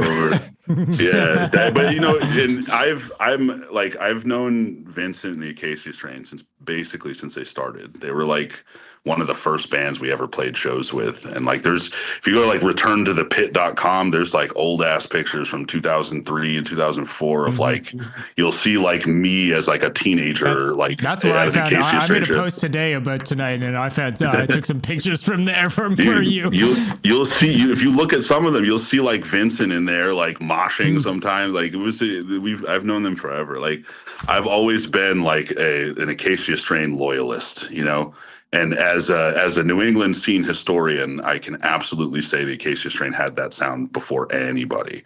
Like people, that was what half their beef was over. Like, was that Amir ripped off the Acacia Strain? They did. They know they did. Like that was that was the point. Like the Acacia Strain was the biggest local band back then before 3750 came out. Like everyone wanted to see what they were going to do as far as other bands. We did that. Like once they started getting bigger, we were like, let's see what the Acacia Strain riffs are sounding like these days. Like, and then like, and it's now like they influenced deathcore probably more than almost anybody, because that was the blueprint of breakdowns that everyone took. Yeah, it's another band that don't get the credit they should get. I can't tell you how much it pisses me off when I read comments that are like, the Acacia Strain sounds generic. And I'm like, who the fuck do you think made the sound? Like, it's generic. That's the origin. That, like... No, that's an ignorant comment, though. Like, to say that, I mean... Dude, I'm like, you obviously just started listening to this shit like last year, I guess, because they're like, there's no way. Like they took their sound from Blood Has Been Shed. That was like the origin point. Dan, the guitarist, played in Blood Has Been Shed at the end of their run and joined the Acacia Strain, and that's when they started they always kind of had that super heavy breakdown sound, but the brown note breakdowns, that's what they kind of contributed. And every band, like you listen to like early Whitechapel or early Suicide Silence, like they have that fingerprint in their sound. They just, instead of combining it with hardcore riffs, combined it with death metal riffs. Yeah, I'm always gonna remember first time I heard Acacia Strain, because like I thought it was a different, like heavier kind of breakdown. I was like, okay, that sounds like, to me, I always saw them as like more like really hardcore. Yeah, like, same. Yeah. I was like, it's always hardcore. been a debate. Are they deathcore or not? Right? Like, no, they're not. Such the Acacia Strain is at heart a hardcore band. They just influenced the deathcore sound. Therefore, they get labeled as a deathcore band for some reason. But there's nothing death metal about them. Like that's not what they do. Ironically enough, now more so than ever, there's like death metal and like grindcore death metal influence in their latest albums, but that's like, I like I feel they're aging like a fine wine. Like I love the direction they've gone in, and Devin's kind of contribution to their sound, and like how it changed hands from DL to Devin. Like the sound shifted, but it preserved what they started with. It just took it in a better direction, in my opinion. I would love to see, DL rejoin them for an album and have him and Devin make a record together, because that would be fucking sick. I don't know if it'll ever happen. Kind of like a blending of the two. Yeah. Because DL himself as an individual, like created riff styles that like people still use now. Yeah. Another funny story with them is one of our first tours ever, like, and this was before we got signed, before we started playing Blackened anything. Like we were just playing kind of some weird version of deathcore, I guess, but didn't have a name for it then. Our first tour, we like just booked it ourselves on like with emails to like, we've got some weird promoter list and started firing them off. We didn't expect money. We just all had, mom or dad or both that would just keep sending us gas money. We'd sell some shirts. But we got on, they were doing their first tour on 3750. They were supposed to tour with, do you remember the band Undying? No, I don't. They were from North Carolina. They were part of that scene with like Between the Buried and Me and like Prayer for Cleansing and stuff like that. So they were supposed to be on the tour with them, but they dropped off like before it started. So they were just doing the tour by themselves. And there were some West Coast shows with Bury Your Dead. And So we were out there like on our own thing, but like, you know, we had like 11 shows booked and on like a full US tour. So we were just like, more fuck it, let's driving just than get playing shows. absolutely. Like we had way more days off than days on. So we were trying to summer just hop. vacation tour. Yeah. And for us, like I think at the time I was like 17. So like I didn't care. I'm like, this is fucking summer vacation for me. Like, let's go on a road trip, guys. So we end up getting on like 2 or 3 of their shows on the West Coast. Like one was in Portland, one was in somewhere in California, and one was in Kansas City, I think. But the one in California, so me and DL like were always the two like really young kids in bands at the time, because everyone in my band in the original Breathing Process lineup was like a few years older than me. I was like the kid, and DL was the kid in the Acacia Strain. And we were at this house party in Portland, Oregon, and we're both kind of drunk, obviously way underage, and we decided to wrestle because we both played football and stuff, you know, and we just stalemated it for like 3 straight minutes with this big crowd of people all watching, like thinking we were fighting, and we weren't. We were both like laughing the whole time. But I wrestled DL once, and I did not defeat him. All right, that was the ultimate question. Yeah. No, he's a strong kid. He still is, probably. You know, strong. He was strong back then. Yeah, but it was just cool to like be a part of some of those like early formations of like what we have now. You know, do you have a specific, you know, because it's a question I really love asking, but like, do you have a moment that you remember that you couldn't believe it, like someone you met, or maybe someone you looked up to? Thing. Yeah, full circle thing. Could be a band, could be someone, whatever. Do you recall something like that? Well, I've met a lot over the years. I'm trying to think of like what's the biggest one.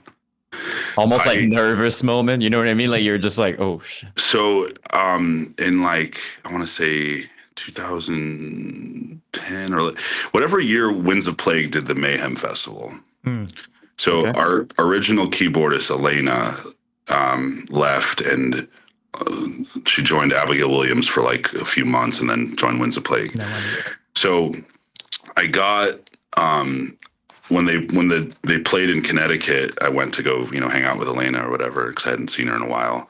And I was sitting in Lamb of God's dressing room, and me and like I got to just sit down with like Randy and like talk to him. And John, their bassist, was the only one that smoked weed, I think, at the time.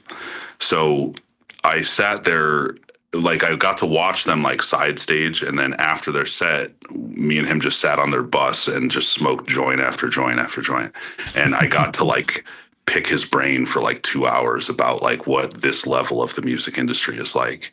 And that was probably the coolest thing that I've ever gotten to do, aside from like knowing all these people that are in huge bands now, like Art Cruz, their drummer. Like we used to stay at Art's mom's house while she made us carne asada, like when he was in like a local band.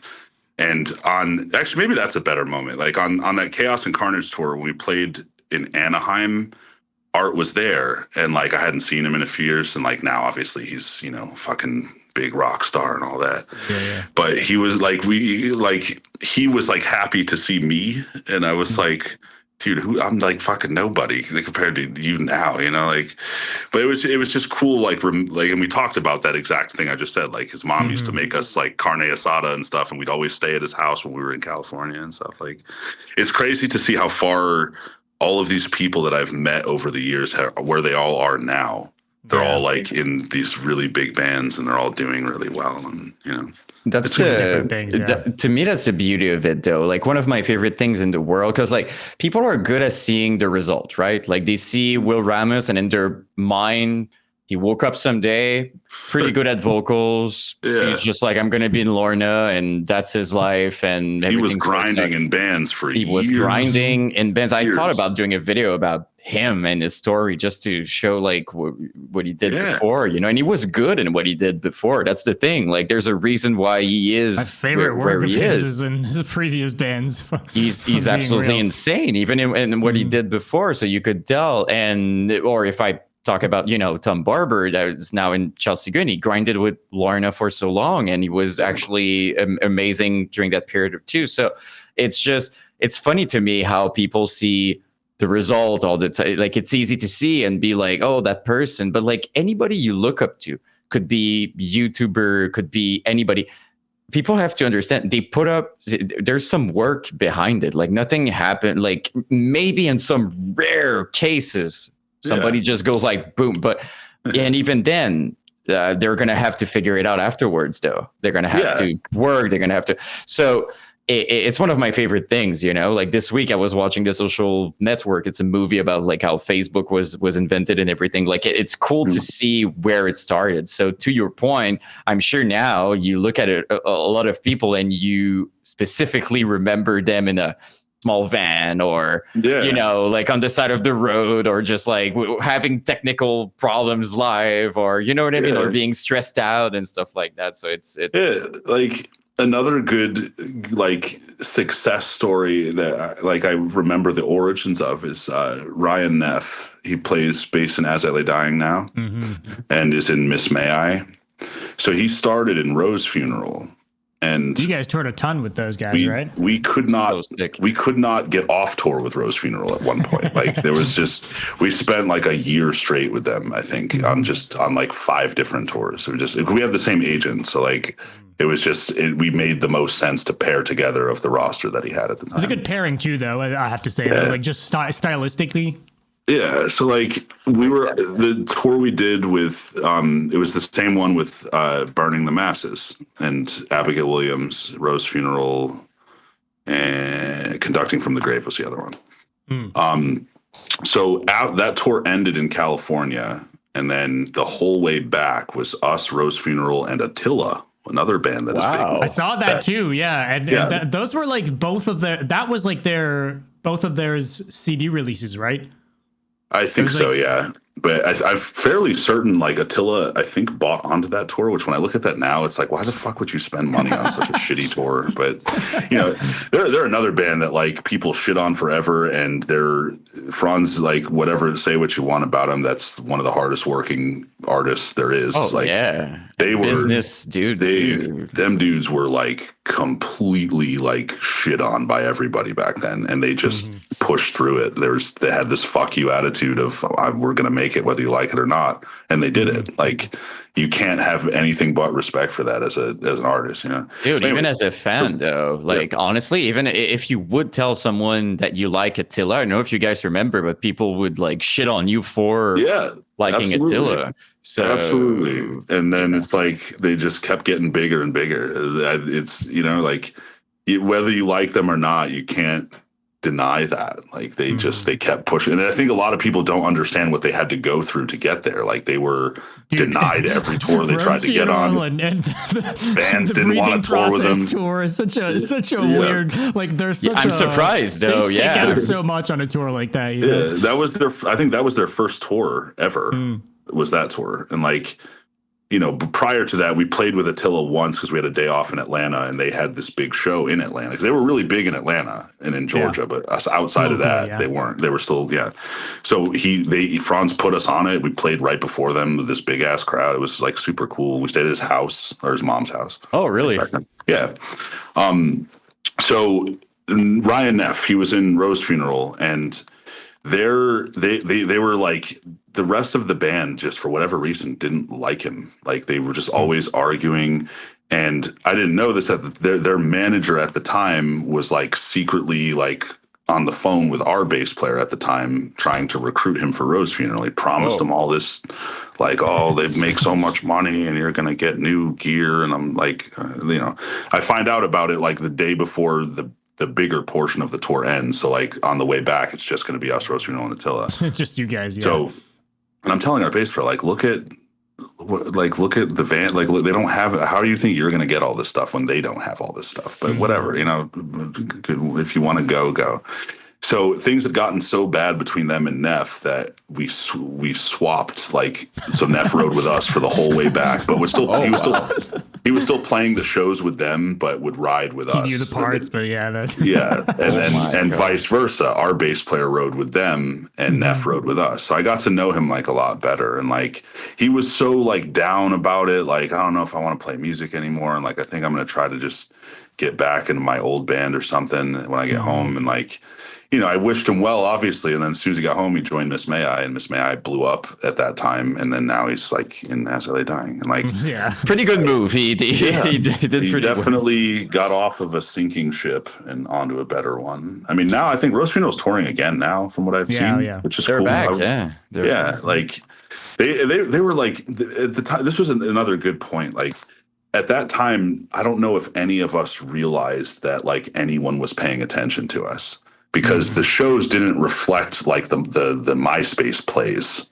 you know? So like all of us had like hundreds of thousands of plays and like MySpace friends and stuff, but our shows would draw like, you know, between like 40 and like 200 people. So like I never felt like we were a popular band, but like our first album, we sold like a decent amount of records for being like a new small band from Connecticut, you know, like it's just I think that's what disproportional to the kids coming out, but because it's all the internet changed all that, right? Because it was like before like MySpace and stuff like that, the only way to really gauge your fan base would have been at the live shows, right? Whereas like now it's like you've got a ton of plays, but maybe half the plays are in fucking Europe, you know? So they're not exactly. At your show. And there wasn't they're like still the metrics, fans, but they're just not there at the show, right? Yeah, and you didn't have the metrics then to determine like where all these plays are coming from, like you do now. So like there was no way to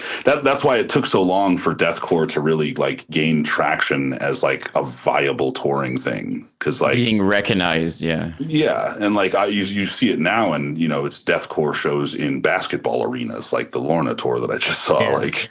And they didn't sell it out, but it's a 4,000 seat arena, and they sold like 3,700 tickets. Like it looked full. It just there was still some space. Every single one of those venues are like that on this tour. It's insane. It's absolutely insane. Like, and this is a deathcore band. Like, did you see also like the festivals Slaughter to Prevail are doing and stuff? Like the amount of people there, it's just like it's insane. Yeah, they're to me that's going to be the band that really brings deathcore into the mainstream, aside from Lorna. They're about the only other one that's roughly the same level, I think, at this point. Like, like 5 years ago, Lorna would have absolutely opened for Whitechapel. Now it's the other way around. You know, like we saw that on Chaos on the Carnage, Chaos, right? Yeah. So that was like I guess now it's been long enough. Maybe I won't get crucified for talking about it, but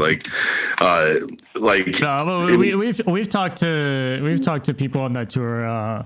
We all saw what we saw. We had Ian from Cardiff, and all those people were super grateful ultimately for. We talked to Garza too, and he spoke on it. You know, because but it was weird, right? But like this, because it was because but the other thing too was because it was because of COVID, because the tour was supposed to happen a year and a half prior. So like when it was booked, Lorna was billed exactly where they should have been, which is you know direct support to Suicide Silence Carnifex.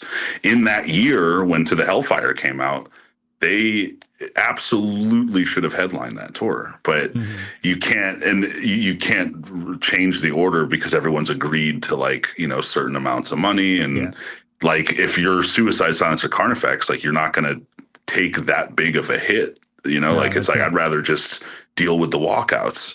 And every night, like, you know, the way the tour started was great. Lorna went up, crushed it. A third at least of the crowd would leave after Lorna Shore. Yeah, and I mean, it wasn't all because of just Lorna was just hotter at the moment. It was also because it's hard to sit through 7 bands. Like it's it's beating your ears to death. And the band you really care about, fucking intense bands too, right? Like like every band Angel Maker, was Distant, like big sets. Was Humanity's on that too? Humanity's Last Breath? No, that was last year. So it was Distant, Distant, Angel Maker, Signs of the Swarm, that's it. Upon a Burning Body, Lorna, Carnifex, Suicide Silence. Dude, that's insane though. Look, my feet hurt and I'm sitting at the computer. I don't like it's just I can't stand for fucking 10 hours anymore. You know, some of the venues were really big, but some of them, like El Corazon in Seattle, like that's like a 600 cap venue. Like that shit sucks to sit through for 7 bands when you're like this trying to walk anywhere, because it was every show was more than sold out. Like the line was around the building like twice every venue we pulled up to for that tour. And like it was just, and it was like at first, like the first day, and that tour was, that first show of that tour was in Sacramento. Like 2 California bands are headlining, and like a big chunk of the crowd left after Lorna. And like, everyone was kind of thinking like it's a fluke, it's the first day, like, whatever. But every night it was like, it was like that. Some of them, like a lot of the shows, like were still, you could barely tell, like unless you were paying attention to it. But shows like the Seattle one, for example, like that crowd got cut like in half after Lorna played, because that's who everyone wanted to see, because that was right in the middle of like the single had just come out like not that long prior, and they were the hottest thing in the scene. Do you think it would be? Do you think it would be different? Do you think it would be different today though? Because I feel like bands like Carnifex and Suicide Silence have also kind of gained more popularity again in the wake of deathcore becoming bigger because of Lorna. Yeah, like and I think especially everyone's now, kind of risen, right? Like, yeah, like it's the ship's rise with the tide kind of thing. Like, Lorna now they're from what it looks like they're gonna make the jump to that next level of like, I mean, they got to open for Lamb of God and Mastodon last year or whatever. Yeah. Like soon that's gonna be like, that's the tours that they're doing. They're not gonna do like the club tours anymore because they're just they're gonna get too big for it. And just having a deathcore band have like a kind of permanent slot in that touring circuit, that opens a huge door for the genre. Because right now, like, the bands that are going to play an amphitheater, that's what we consider the top level of metal. Like that, or like an arena, like an actual arena, like a 10,000 plus seater arena. But an amphitheater, like that's a lot of tickets, and there's very few bands that are that big, and the ones that are older. You have Gojira is still young-ish, young compared to like Lamb of God or Slipknot or something like that. We have Gojira, their Olympics thing just fucking skyrocketed that band. Like America would never, we would never be that fucking cool. For real. Like we're gonna have some shitty country band at the next Olympics, probably like doing the opening. So we're not gonna have metal. Like that was the boldest move for France, and I fucking loved it. Like extremely surprising for everyone. I think that wasn't no one was expecting that. Not at all. And they killed it. They crushed it's like historical and everything too. Like they could have just played the song, but no, they went for it. Yeah, and all these stupid conservative American Christians were like, "Oh, could they? I can't believe they would let this blasphemy happen at the Olympics." It's like, dude, read like none of that is like, this isn't. Not everything is meant to be about Jesus. Okay, Jesus Christ. No, but I see that all the time. There was a white horse involved. Come on, man. Yeah, like it's that's a whole nother topic. I don't want to get on the politics. I mean, to be fair, there are still people saying that Kiss is a band from the devil. So it's get yourself a clue, all right, Karen. I mean, if Kiss is a band from the devil, please tell me what Slaughter to Prevail is. Yeah, very they said the guy that organized the Mayhem Festival, I think it's Kevin Lyman. Like he said this years ago. Like metal has failed to produce a headliner in like decades, and he's right. Yeah. Like. It was a harsh reality for people that loved the Mayhem Festival like me, but there's only so many times you can keep recycling Slayer and Slipknot and, Stained or Rob Zombie. Like, not that all those bands aren't great, they are, but they're just, you can't connect an 18-year-old kid to Rob Zombie anymore. Like it's just not. But that's when that's when Aftershock comes in the same weekend and has Bad Omens headlining slot and kind of proves the contrary to a certain extent, right? I think we're starting to see some of those breakout bands being like that big. The Sleep Tokens, the Bad Omens, the even Spirit Box and stuff like that. Metalcore is a lot more palatable than deathcore is. because they have so much singing. Like it's as big as screaming has become, which is bigger now than it's ever been. Like the ceiling is always going to be higher with singing because it's easier to listen to people. And like you Bring Me the Horizon's another one that's like they should be relatively amphitheater level, now or soon. Like, and they're still very young, so it's like. That's like another thing. Like with Bring Me the Horizon, or bands like that, or Bad Omens. Like the extreme music purists like hate bands like that, and they don't think that they suck. Like, I don't know why they're so big. And it's like, well, not everybody was born with a Cannibal Corpse t-shirt on. Like you have to. There's levels to it. You need gateway bands to get people to like a genre, to take the deep dive. And they're helping their own bands that they love. That's the funny part. Like they're gonna shit on those gateway bands, but those gateway bands are the reason why the bands you love are able to tour. Remove those bands, your band is gone. Like exactly. So like, it's everyone shits on Five Finger Death Punch, and like, am I their demographic? No, I don't listen to them, but I understand their place in the genre and why they're necessary. People are starting to feel like that about Slaughter to Prevail, it seems like, mainly because they're touring with Five Finger Death Punch, and like they're not, but it's like they're using that platform as exposure, and now they're exposed to a way bigger audience than they would be on tours with other deathcore bands. And they have the perfect discovering deathcore through Slaughter to Prevail. And even if the music they produce today sounds less extreme than the older stuff, it's still a way in, right? It's still better. A way for a fan to dig into their older material, to get into the genre as a whole. Like, I don't know, man. I get like, shit for this take. Like, Bring Me the Horizon, I like Sempiternal on. I don't like anything they released before it.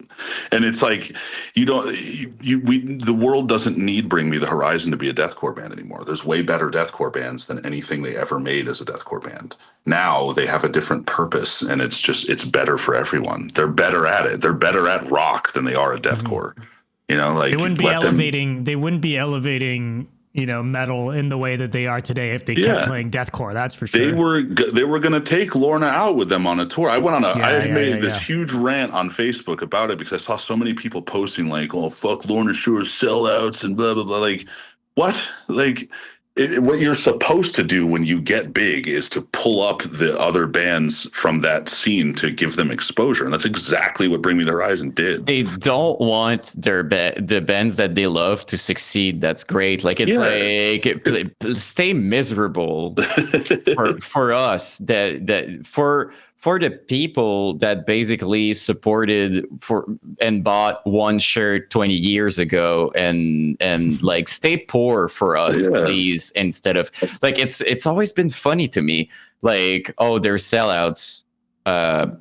You mean they have good opportunities? Yeah, and people don't understand what sellout means at all. They have the complete wrong definition of it, and it doesn't really exist. It's like what you just said. It's like, you mean you're mad that we want to succeed, like that we want to be able to like continue being a band instead of having to get regular shitty jobs because we can't afford to be a band anymore, and maybe eat well. Like, like heaven forbid I eat something that isn't fucking gas station Slim Jims on this tour. Like it's always been crazy to me. Like, I want to give you like a really stupid but good example of that.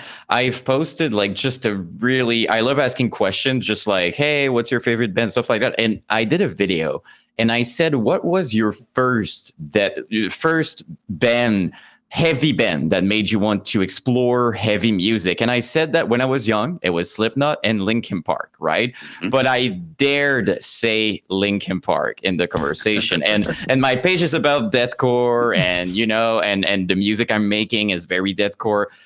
And yesterday I saw that comment. I really laughed. It never gets to me. It's just funny. But the guy said that it didn't reflect well on me to bring up Linkin Park in a conversation. I was like, what? It doesn't reflect well. Like, what does that mean? Like, I'm going to have a hard time finding a job after that? Like, what? Like, what? Like, Right, like as though music isn't completely subjective. Like yeah. it's How it's dare you people's listen? ownership of genres is ridiculous to me. Like, and I get it because Linkin Park was like the end of the new metal era, and they were like the, you know, if you were true new metal, like the Linkin Park is for posers, man. Like, I fucking loved Dude, Hybrid Theory. I I Oh was was my God. 12, man. obsessed with that album when Give it me came a out. break. You know, it's like Yeah, no one was like thinking that deep, you know? the thing, yeah, exactly. Like no one, no matter who you are, you were not that cool to where you thought any of those, like, or the first Slipknot record, like, you know, unless you weren't there when it came out. That's the people that hate on that stuff generally weren't there when it came out. They weren't a Yeah. part of that energy that swept across music. You know, Mhm. like Yeah. I like Slipknot's first album. My friend dubbed it for me on a cassette tape because that's how old I am. Mhm. Um, and I like wore that out forever. Like it just like until I bought the actual CD. And what made me like them, what made me interested to hear them, was the album cover. I looked at it and was like, "This looks nuts." And I Mhm. listened to it, and it's like one of the most influential records across metal that's ever been made. I think, like at least for our generation, it's like our Absolutely, yeah. generation's "Ride the Lightning" or something like that. Like the self-titled in Iowa that shaped what metal is now Dude. completely. You know, and Linkin Park, like they helped bring metal, quote unquote, to the mainstream. Even though it was there with new metal already, they kept it alive long enough to survive. Yeah. Yeah. Because once new metal started dying off, like metal disappeared from the mainstream for a long time. It still kind of has. Like the only think of like who's a mainstream metal band now that is Yeah. newer, that's not like already old and established. Like It's you've all got, legacy bands still, yeah. yeah, there's And I like include Five Slipknot Finger. in like legacy at this point, you know, like that, but They that's absolutely, yeah. you know, Oh like, yeah. but like as far as bands that have come out in the last 10 years or like or so or gotten big in the last year, if like Five Finger Death Punch, like they're, you know, like they're one like a quote unquote newer band in comparison to the others that's Very big. rare. Yeah. Yeah, like there's almost none. So unless people want it to die, like stop pretending like you own the scene, like you don't, you know, like It's really funny to me because like it's just like insecurity, and it's just like I listen to heavier stuff, but like yeah, it's cool just story, funny bro. because I'm Yeah. I'm comfortable saying that. Like I swear I made a video with no context, not talking about heavy music. I just said, "What's your favorite band?" And I said that mine was Blink-182. I've listened to that my whole life. Bro's Yeah. baiting at this point. And like Right. it's not even debate. It's just true. Like I'm working on documentaries about deathcore, and sometimes Blink-182 is playing at the same time. But I'm comfortable with. I don't need to prove the world. Like I'm doing pig squeals Yeah. and a mic, sure, but I don't need to. Like I can listen to country music and be comfortable. But these people somehow you have to be 5 years old, discovered Cannibal Corpse first, Yeah, like not listen to anything. If the radio is playing in the car, you turn it off. Like yeah, that's like it's just funny to exactly. me. I've always listened. Like Linkin Park isn't metal. I'm like I never said they were. Right. What Like those are? I don't know. it's you're exactly right. Like it's people pretend like they're way cooler than they are. Like you can't just no one starts like that. You have to you get into it from softer avenues and take Oh, the dive and some down. And people even if stop you there, and that's did, okay too, right? Like, Yeah, you know, there's like no like minimum to be cool, you know. but Like, even if you did, let's say first thing you heard was Cannibal Corpse, it was your thing. It's also cool. You're just someone who likes Cannibal Corpse. You're not yeah, cooler. You're not more real. You're not anything. You're just yeah. someone who listens to that. That's Because all. what prize are you gonna win because you listened to Cannibal Corpse first? Like, okay, cool. Now what? With all due respect, the band themselves don't give a shit about that. Not at all. Like they're happy to just be a band that works and gets to tour forever. You know, like none of them. That's like the same as we were saying before. Like it's the fans care way more about things than the bands yeah, do. yeah. You know, and Hell like yeah. I think it's just it's silly at this point to pretend like you were just Joe Cool and so extreme and edgy, like from birth. Like like the music that I actually listen to, like on a daily basis, none of it is extreme at all. Like, well, some of it is, but I listen to probably more like breathy female singer songwriters than I do metal at all, because it's And it's just cool.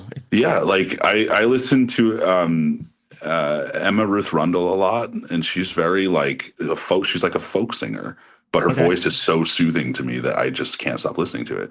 Or Mhm. I'm going to say this is going to lose me some fucking scene points probably.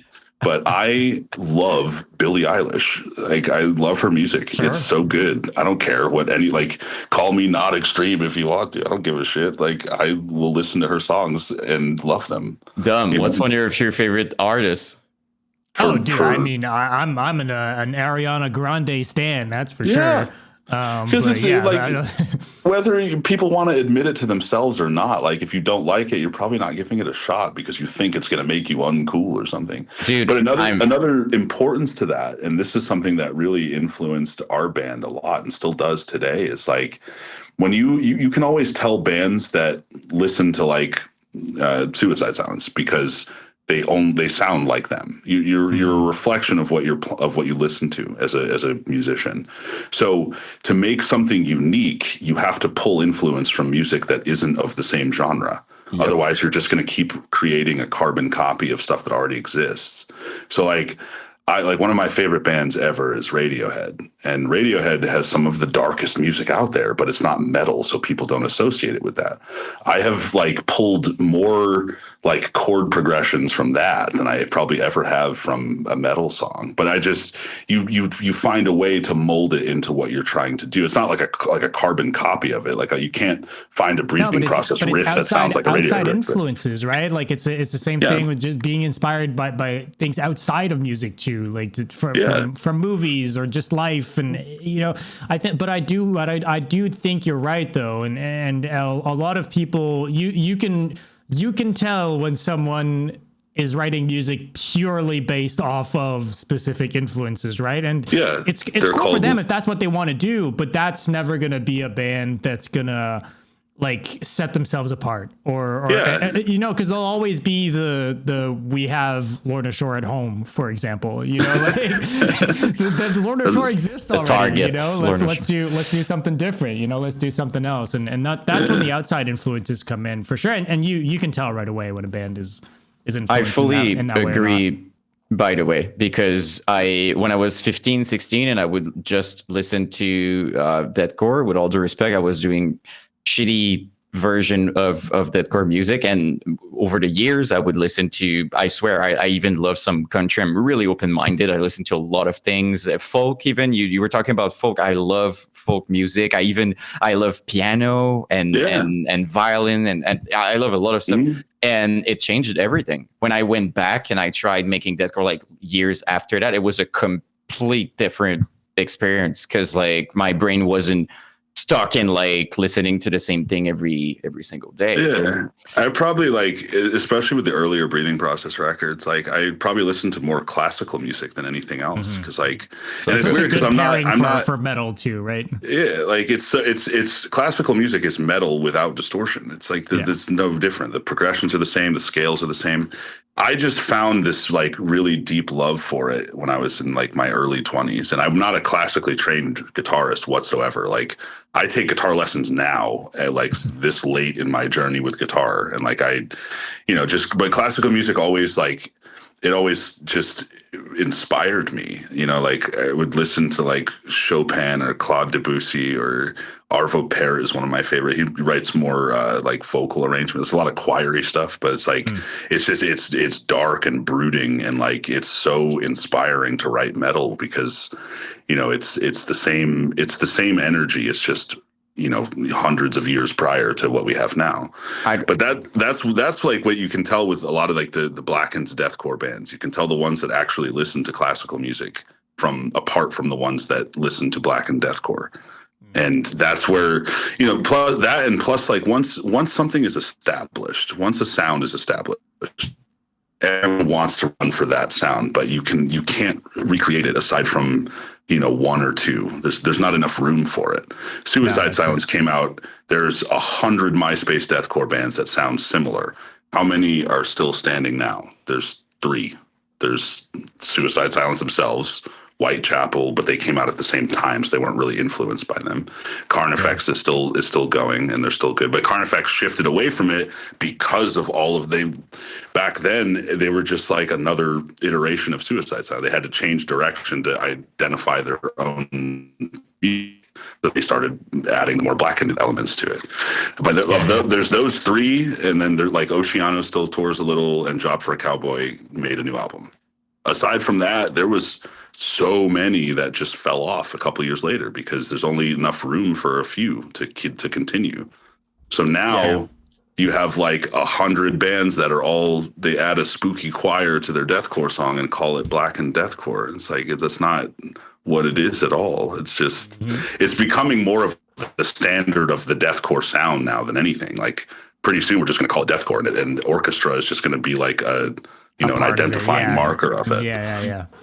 But like now, sure. Like there's no, like, I mean, you have the bands that do it currently that are really good are like Lorna, obviously. Mental Cruelty is really good, but they also shifted. They were a straight up slam band for years. Yeah. And just happened to make a fucking fantastic record with orchestra shit on it. Like at first, when I first heard that, like the first single, I was like, oh great, another blackened deathcore band. And then I listened to the record. I was like, all right, well, this is fucking awesome. So I can't say anything bad about it.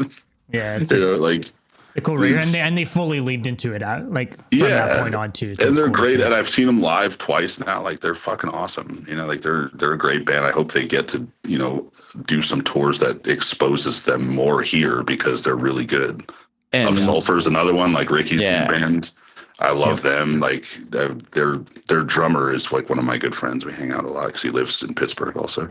They're cool dudes too. Like like the whole band are just like super, super chill. And to your point, by the way, I just wanted to add that the bands like Suicide Silence, or I would even say like Bring Me the Horizon, when they Bring Me the Horizon basically, they influenced people in deathcore, then they move away, they influence a complete scene in metalcore, then they moved away. Like that's kind of what they do.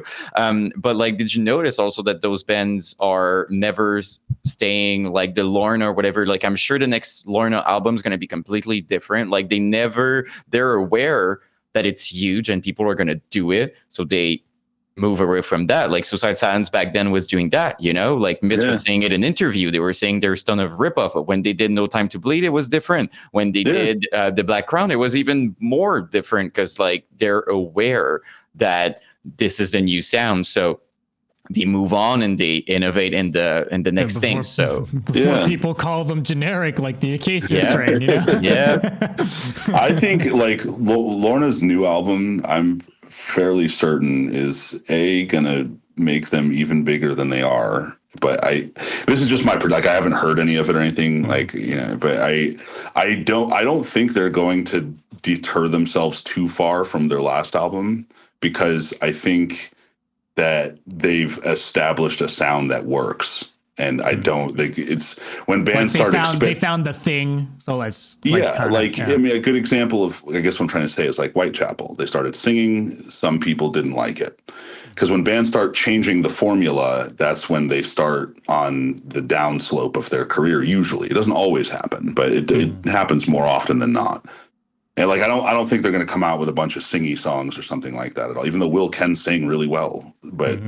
It wouldn't surprise me if they did it on a song. It'll probably be awesome if they do, but I think it's going to be more of what their last album was, just an extension of it, just better. It won't be night and day. Basically, it's just it'll. But I'm sure there's gonna. I mean, I know the one thing I did hear about it, like they've been in. They've put more time in the studio with their producer on this record than they did on the last one. Imagine the pressure, dude. And that's the other thing that a lot of people don't realize. Like when you're at this point, if you're them, this is like you got to deliver, or it's gonna. I mean, I think they've surpassed the point where they'll just fall off if they do have a bad record. which I don't see them. They're way too talented of musicians to make a bad record. Like, but just I think they've surpassed the point to where like they'll just fall off if they do. But I think like it's a lot of pressure to be under. Like, imagine if you're them as a musician. You've got to make a record that tops a completely genre defining record. How do you? That's what happens with most bands. Their big record, the one that has to follow it, is like that's the one people criticize the most because it wasn't the last record.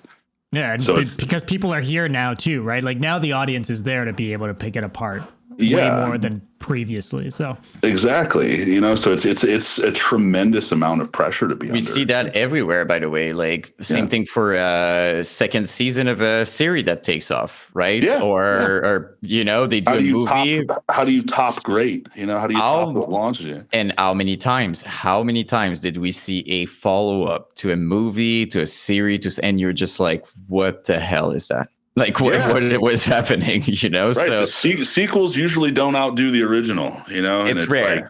Like, it's rare. It exists, but it's rare. And I think like of any band that's in the genre that can do it, it's them. Like I'm fairly certain this one's going to top the last one. But I call them like the Avengers of metal. You know what I mean? Like look at every member of that band. They're all high level, like they're all top tier music. It's just like what's crazy is the tour they did with Parkway Drive in Europe. Austin hurt his back, and Moke, their bass player, had like a week to prepare. That's the most insane shit I don't understand that, man. I don't. What the fuck? I told him last time I saw them, I was like, "So you're basically just an asshole. Like you're just great at fucking everything. This is nuts." And I saw the first video that came out with it. I was just like, is this really how good he is at drums? Because I remember on that tour hearing that, like, because he went to Berkeley, so like he went to Berkeley for drums. He learned how to play bass to join Lorna Shore because him and Austin are like best friends. It's insane. Insane. Like so he was the drummer first, and like and Austin is has probably the fastest feet the world has ever fucking seen. So like it's how trying to replicate, like who could they even call? Like who's going to be able to learn that in a week? And like he has the advantage of at least like knowing he knows the songs, front to back, like, right? Because he's actually in the band. But like even then, like the structure, which is half the battle of learning the song for sure. Like with Distant, we were on tour. Like the Breathing Process was on tour with Worm Shepherd, and I got a call that we were going to be home Monday. This was on like a Saturday afternoon. Jamie, the guy at Unique Leader, called me and was like, "Hey, so can you fill in for this band for their routing dates out to this Chaos and Carnage tour?" And I already loved Distant to begin with. Like they're sick. And I was like, well, I'm not going to be home till Monday, and the first show is what day? Thursday or Friday? Sorry. So routing shows are headliners, or what are we talking about? They're routing shows. So it was us, Lorna, and Signs of the Swarm were the routing shows out. So I was like, I'll give it a shot, I guess. And I was familiar enough with most of their songs because I was just a fan of the band to begin with. But like I learned their songs, so there was it was a 7-song set, right? And their songs are obviously like way slower and less complicated than like Breathing Process riffs. But I vastly underestimated the complexity of them because I just was going off of what I could hear. So like, I learned, so I got home Monday and started like right away. I learned like 5.5 of the 7. So they arrived at my house that Thursday. We went to my rehearsal space, practiced through that set twice. And I was like really struggling after like the 3rd song. Like I knew the riffs, but the song structure, that's what takes the longest to remember. Like the riffs were all easy enough for me to play, but without actually having time to process, to sit on the information too, like that's like you can try to cram as much as you want in your brain, but like there is a point where you just need to be able to sit with it and like sleep on it and come back better the next day. Muscle memory. You need the time for that to happen. So in 3 days is fucking insane. To do that, like I did 2 songs a day. Like even though I could sit there and try to learn another one, I was just like, I need to let these 2 marinate in my head, and then the next morning I would try to play through them. And like the first day was rough, but like I'd get through it. So, but when I practiced with them, I was like, I can only comfortably get through like maybe 4 of these right now. Like I was nervous, but the first the first show, like their agent, who's one of the bigger agents in the deathcore scene, was there because it was Lorna's first sold out show in Knoxville. Yeah, I'm like, all right, so this is your first time seeing this band that you've signed to represent. And this is also, I didn't know this until they got to my house, that it was only me playing guitar, that none of the, like, I thought one of the 2 guitarists was going to be there. So it was just Alan, the singer, the drummer, and me. Okay, that like, changes everything, though. Oh, like we had a backing track for the other guitar, but like still, I'm like, man, okay, well, I guess I've committed to this now, so we'll see how it goes. Dude, the first show, like, and this is at the Concourse in Knoxville, so it's 1,000 cap venue, completely sold out. It's the first like big show I've played in a very, very long time. And nothing helps. Something that big, anyway. It's like, I mean, mind you, like I was just on tour, so like I'm used to playing, you know, like I don't, that part didn't make me nervous. It was like, you know, I'm peeking out from backstage and it's like, holy shit, this is full room. So I told the sound guy, I was like, cause we had at least we had the same sound guy for the whole tour. So that was a nice benefit. But I was like, listen, crank the fucking backing track and just, I'm gonna like I'm playing, you know, like I make sure I'm heard, but like, please make the other guitar louder. That way we can at least mask the many mistakes I'm going to make. And that show, like it sounded like, to me, terrible. But to like the audience, like they didn't really know the difference. Like they just, you know, as long as you make it look good, like this part's heavy, let me, you know, swing my hair. Like it went better than you're good at that. So we like I know how to I can sell it. I don't know if I'm going to sound very good. And afterwards, like Blake, the sound guy, like I told him from day one, like, listen, give it to me straight. Like, don't coddle my fucking feelings. If it sucks, tell me, because I want to make sure this is correct because the routing dates are, you know, are okay. We can sound like shit here. I don't want to sound like shit on the big tour where we play in LA and there's like the entire music industry watching this band. I don't want to be responsible for fucking it up. You know? So first show, he walked up to me afterwards. He was like, well, you tried. And I was like, what? Okay. Yeah. But I told him to do that though, because I don't want to feel like you to tell me I'm doing great. And then secretly you're just muting me the whole show. Like that sucks. So I took that and was like, all right, you know what? I'm going to spend the entirety of the day tomorrow. Cause we had 4 shows on the way out, or 5. So the next show was in Louisville, Kentucky, I think. And like, I spent all day, like just playing the songs over and over and over and over again.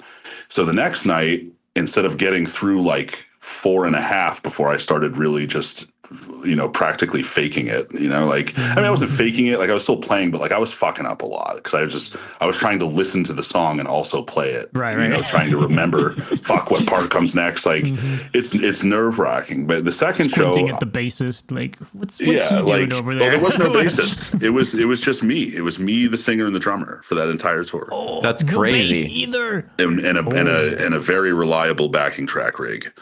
Oh my. But so the second show, instead of getting through like 4 songs, now I've gotten through 5 and like half of the 6th before I started feeling like I was losing it. Yeah. The 7th, I was just like, man, this is rough.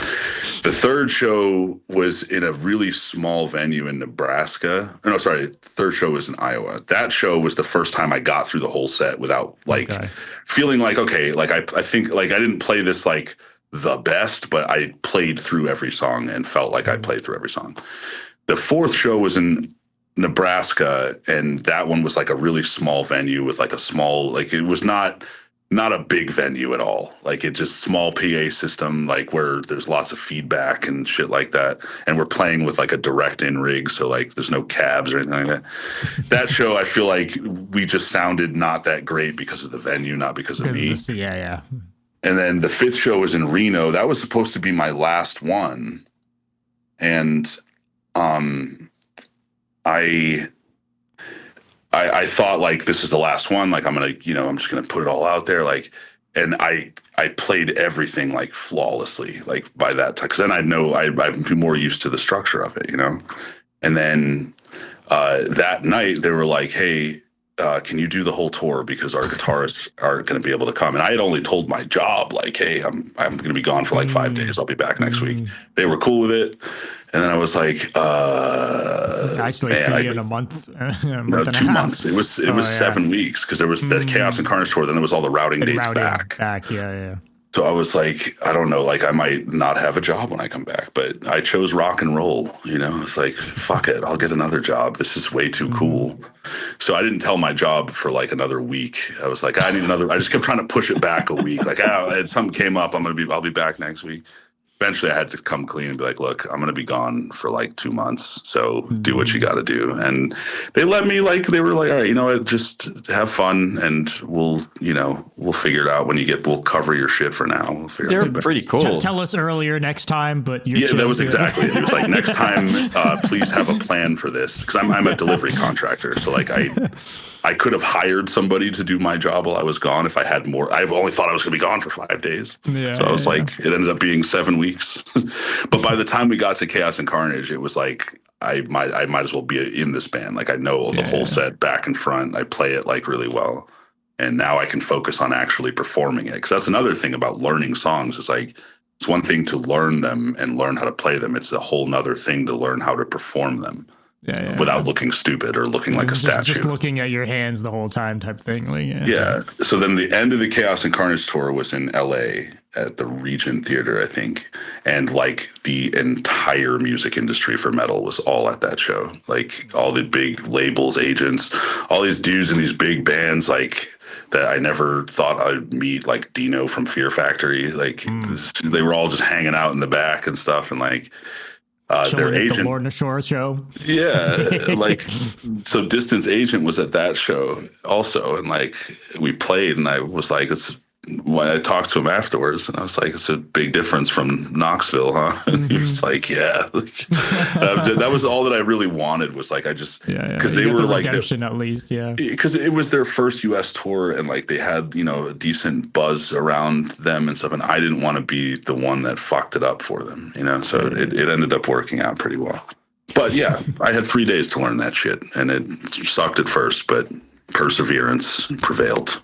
And you bring up a good point, because these situations, like people don't think that it even happens. Like people are just like, they're going to see, for example, like another drummer and they're like, oh, okay, someone else tonight or whatever. Like they don't think about like all what you got to go through to, make it happen. Like I don't remember which drummer. I think it was, I'm not sure. I think it was maybe Bryce from Shadow that he did like double sets like for a while or whatever. But every time I hear that, I'm like, what? Like being a drummer in the band like that is already just doing one set. I'm like, wow. So a tour doing 2 sets, I'm like, okay, that's another you saw Angel Maker going out with Suffo in Europe, but their Carcosa is coming along. So Johnny's got double duty for that entire tour. I don't get it. Well, as a guitarist, it's easy. Well, he's a singer too for that. He like switches, so it's like that's not as bad. A drummer, like that's rough. Drummer, I don't get it. A month straight with barely no days off, though. I don't know, man. It's gonna gonna hurt. Kick some sort of ass. It's gonna hurt his voice a lot, I would imagine. But it's what he does. Like if you Johnny, if you met him. Sure. Like something. He's like the nicest person and the most dedicated to music, like that I've ever met in the scene. If anybody's going to be able to do it, it's probably that guy. It's him, for sure. He's there for all the right reasons, and like anything. I think it comes across pretty clearly also in every videos he's making that like he loves what he's But he's Well, having fun the whole that's time. Canadians in general. You guys are all so happy. Like I don't think I've met like a shitty Canadian in my entire life. Look, I've got a pistol pointed towards my head just off a frame, but I'm just smiling for the camera. Yeah, Yeah. You guys are. But it's I think it's just like we're happy to in general, we're just really appreciative, maybe is what it is. Like we're just like, if you take Despised Icon, for example, like they are legit legends and they act like they did nothing and they're just like an upcoming, like they're just like super nice with anybody and stuff like that, super I had this real long conversation in like one of those like Facebook pages that has a bunch of followers, and they're posting about who was the first deathcore band. And because some people will credit this band from California, I can't remember the name off the top of my head. Antagony, yeah. And that was Bray. He was the bass player for Suffocate. That was his band before Suffocate. And I realized, with kind of what I was saying before, with the lack of social media, it really depends on where you're from, the answer to that question. So me from New England, the first deathcore bands to me were Despised Icon and the Red Chord. Even though most people don't consider the Red Chord a deathcore band, but what else do you call them? They are they're a death metal band and a hardcore band combined into one. That's like what they do. You didn't know where else to put them if not deathcore. Yeah, but it wasn't a term when they were around. So like, that's it. Everyone called everything metalcore back then. I feel like it was just a big blanket. Right? Like as you the should. umbrella That's of what metalcore is so fucking wide now. It's insane. It's because metalcore, like the term metalcore, you can't really fix it on one thing. You could call anything metalcore. It's metal and hardcore. Sure. Like deathcore is metal and hardcore, isn't it? Like, like it's hard to use that as an identifying marker. It's some sort of metal, and that's it. There's some sort of metal, It's such and a we can't broad put it in this definition, other specific thing. So hey, metalcore, Yeah, a good example is As Blood Runs Black, right? Like they were super metalcore and they're deathcore at the same time, but like you listen to Allegiance, it's tons of metalcore stuff in there. So it depends on perspective.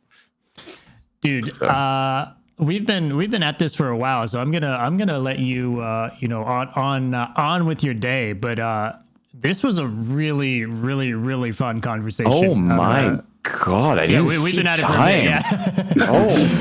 Time flies when you're having fun. But dude, I mean, okay, I'll say this: we got to have another one of these conversations because there's no. I even have a bunch more questions that we could have gone through, and I'm sure you've got plenty more stories. So we'll have to keep it for another time. But yeah, man, I have a story about almost every band I think nowadays. So. One way or another. We'll have to take you up on some more stories. But dude, thank you so much for doing this and taking the time. It was a bit of a rougher start with the with the tech issues, but technology is always like that. But thank you for having me though, man. I had fun. I'm happy to talk about deathcore nonsense whenever you guys will have me. So, dude, we need to have you back definitely in the future for sure. For sure. Yes, sir. All right. Well, thank you so much. We'll keep in touch and have a great rest of your evening, man. You too. See ya. All right. Peace out, man.